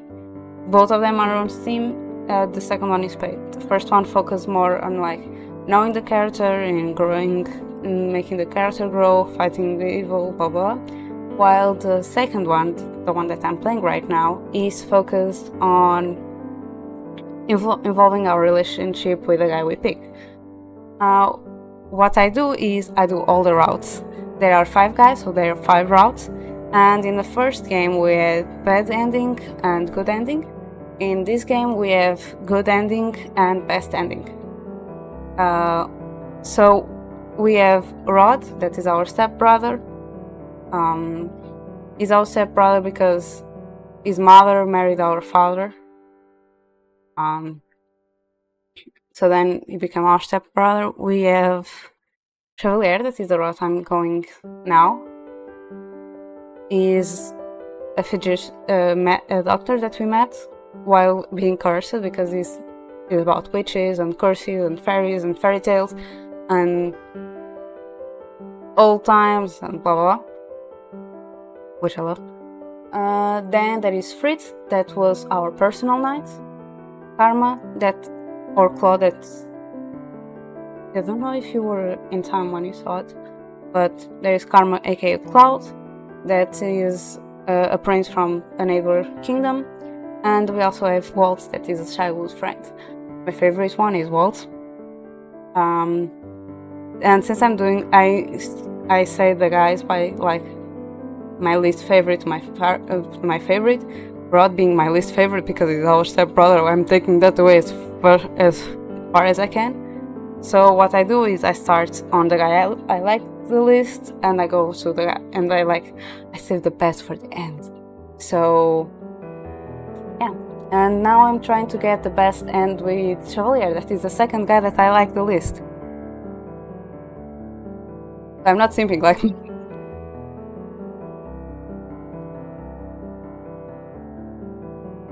I'm actually criticizing some of them. And yeah, let's just continue to the game.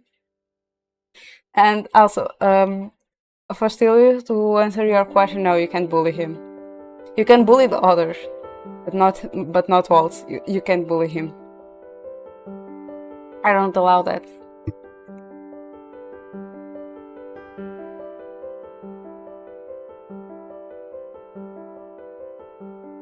For the first time in a long time, I am completely focused.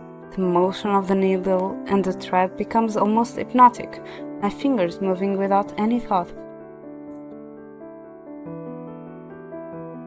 The embellishments take less time than I expected, and before I realize it, the scarf is finished on my desk. I run my fingers over the stitches.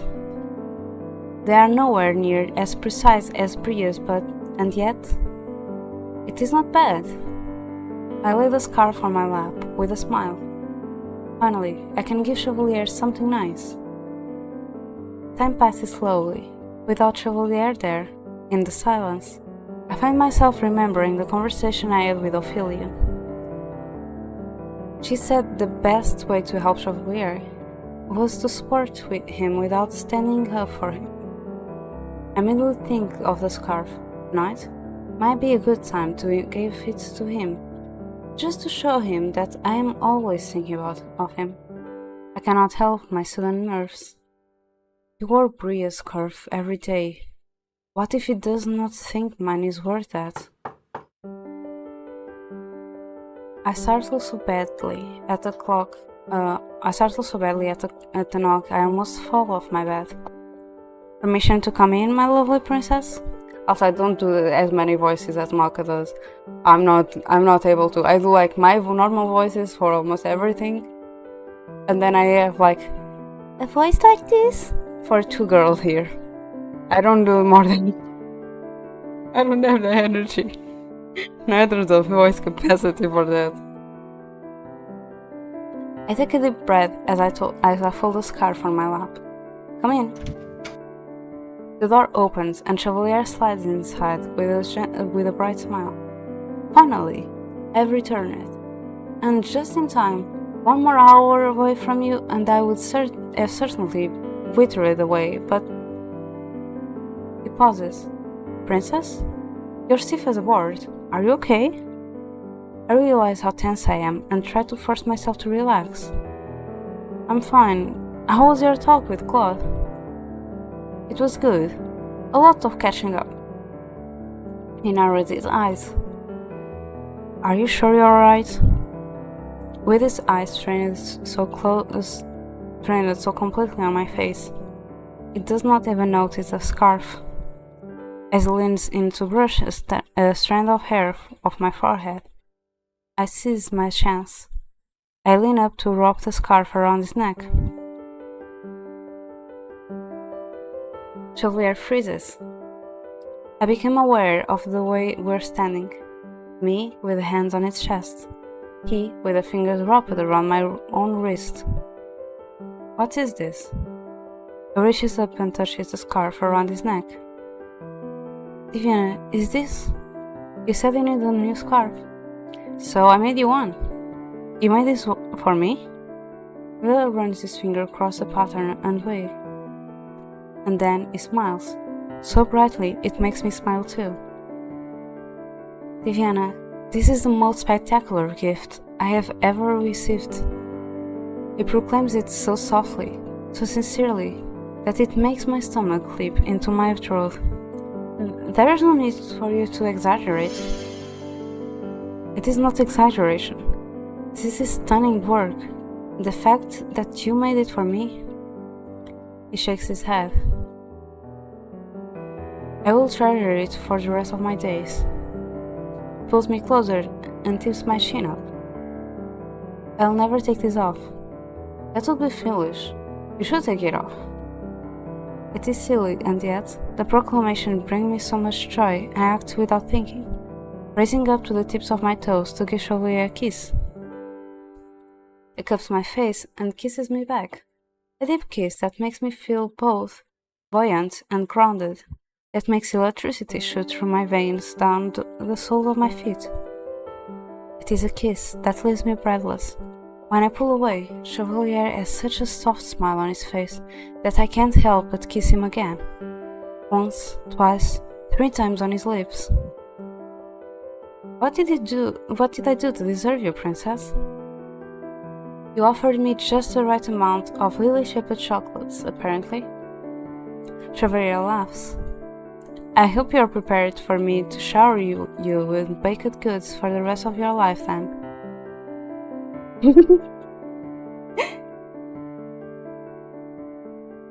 we are a couple on here, so there are smooches. The minute he says words, he freezes, suddenly looking sheepish. The rest of your life, he said, a bold promise, one that makes my heart soar. But Chevalier looks nervous, and if he's worried, is overstepped his boundaries. That is, if you'll have me. Thank you, Chef. Chevalier is fluttered, but that's just who he is. He has never failed to make me feel special for just being myself. No, Diviana, thank you. He sets his hand on his scarf. For everything. With this new scarf, I am undefeatable. More so even, because I have come up with a plan to get on everyone's good side here at the palace. A plan? Chevalier plops himself down on my bed. You'll see. I don't want to spoil anything just yet. I settle myself beside him. Close enough, I can tuck myself into his side. He rubs an arm around my shoulders and smiles. Whatever it is, I'm sure it will work. If there's anyone who can befriend a stubborn novel, it's you. Such praise coming from the most lovable princess in all of Angel. You really will say anything to get on my good side, won't you? I shove him playfully on his shoulder. It is nothing but a light touch, but Chevalier still topples onto my bed. He grins as I lean over him. Never. I will only speak. I can speak. I only will ever speak the truth. Is that so? When I attempt to kiss him on the cheek, he turns his face and my lips finds his mouth instead. Positive. His smile is coy, almost challenging. I don't bother retorting with words, instead responding with another kiss. So many kisses that I soon lose count. Nothing matters but the softness of Chevalier's lips and the warmth of his embrace.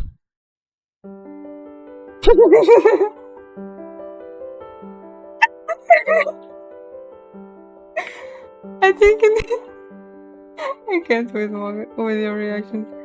I think in the end, I might be the one who fall asleep first.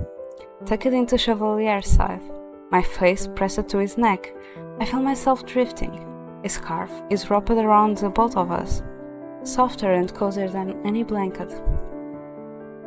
For the first time in a long while, I fall asleep content.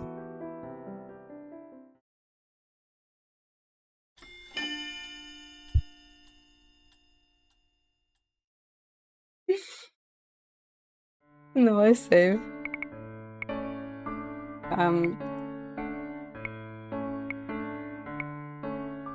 We'll continue the rest in 2 weeks because I always come back to this game every 2 weeks.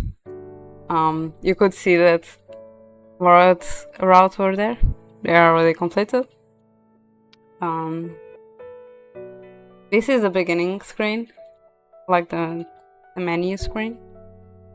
And this thing here, it means that we already finished route where we got both endings, and I'm aiming for having the other guys here. The game is actually really pretty, and you can see a difference on the art style from the first to the second.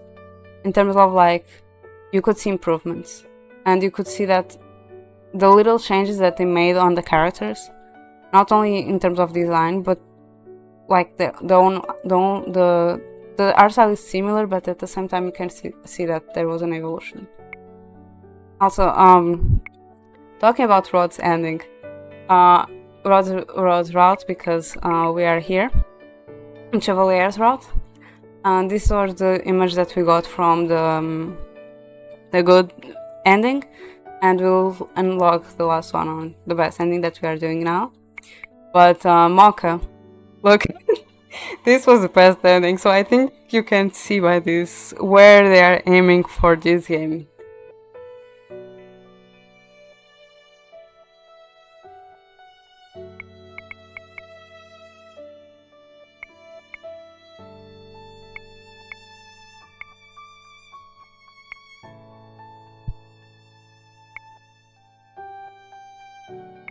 Dude, I I was like, did I kill her with a image? So yeah. The best ending is called Night Venture.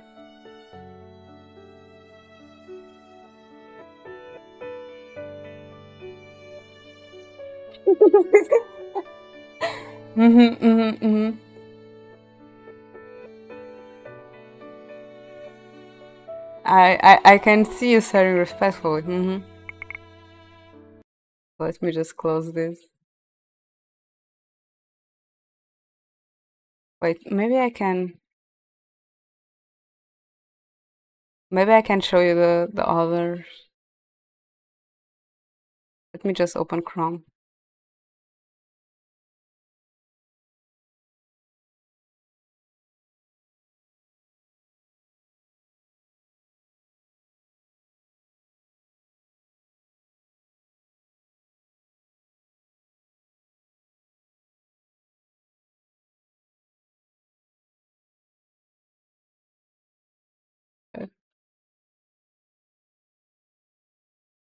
Okay, so this is from the first game. This is basically the guys and how they look in the first game. This is Karma, aka Claude. He also dressed like a girl because of his curse. Fritz, Waltz, Rumpel, and Rod. This is a lot of spoil. I shouldn't look that much here.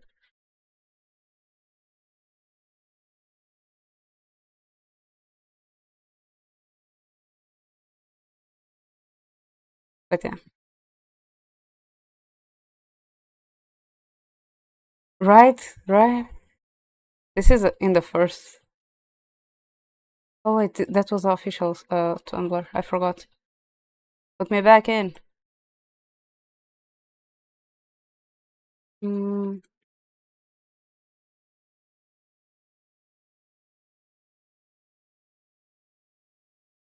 I think they took it out.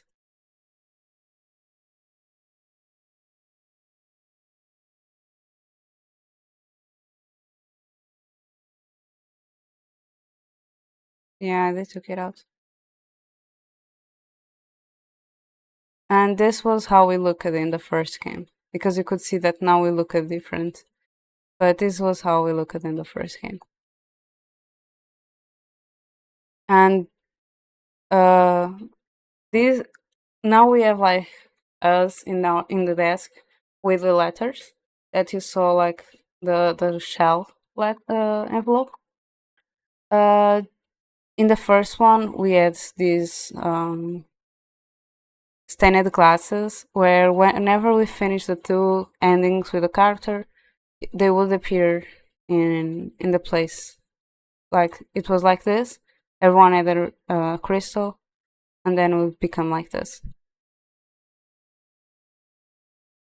And these are things related to their curses. We had the Cinderella curse, Karma had the Beauty and the Beast curse, Fritz had the Red Riding Hood, Waltz the Neverland, aka Peter Pan. Chevalier had the Rumpelstiltskin curse, which he didn't remember his name, so we would be called Rumpel, and Rod had the Little Mermaid curse. Okay. That was what happened in the first game. So yeah. So now we switch, and we are going to read Aya, I think. I think she's already on. Let me see. I'm trying to steal time to see if I can read her. Yeah, like the way I found this game was actually because I love fairy tale. Like I love fairy tales and I love it as a theme. So I was searching for games based or with fairy tale themes, and I found a game called Locked Heart that is still available, I think, on HIO. And a little bit after, they released Cinderella Phenomenon. So on Steam, and I was like, oh. So I played the first game. I played Locked Heart, and I like it because they have the fairy tale theme. And then they released the Cinderella Phenomenon, and I started playing it. I didn't finish until like last year when I started playing it on stream. But I also like the fairy tale theme on everything. So now they released this one. They kind of continued with the fairy tale, but it's more focused on like the characters' relationship. However, because we have the Cinderella curse, they give us like a little tease, like, oh, good things happen to those who wait until midnight. And we had the Cinderella curse. That was also why whenever we did a good choice, there would be an indicator of like a clock appearing on the top corner. So, yeah.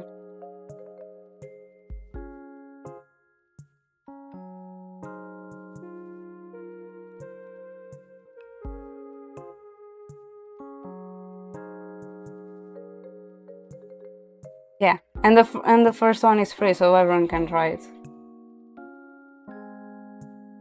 Also, I'm not sponsored. I just grew up.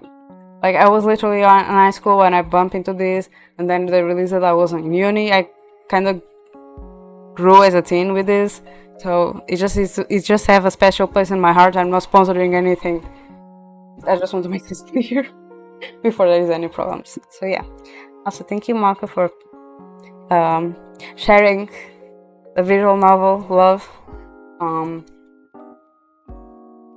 and tolerating my talk about the game because I enjoyed it.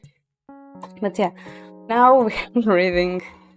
Yeah, that was here a little bit earlier, but it's not soon. So yeah, thank you so much to everyone joining me today. I appreciate it. The red message will be here, right? Well, let me see. Here's the red message for Lisa. Welcome. And here's the red message for Lisa.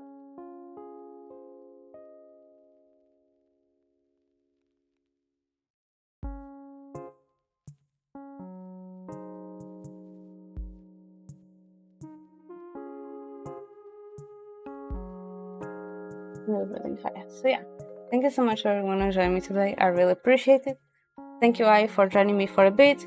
Thank you, Malka, for the raid. I appreciate it. I'll be back on Sunday with more productive stream. This time I'm going to be focusing on content creation instead of doing my bullet journal because I'm done with my bullet journal.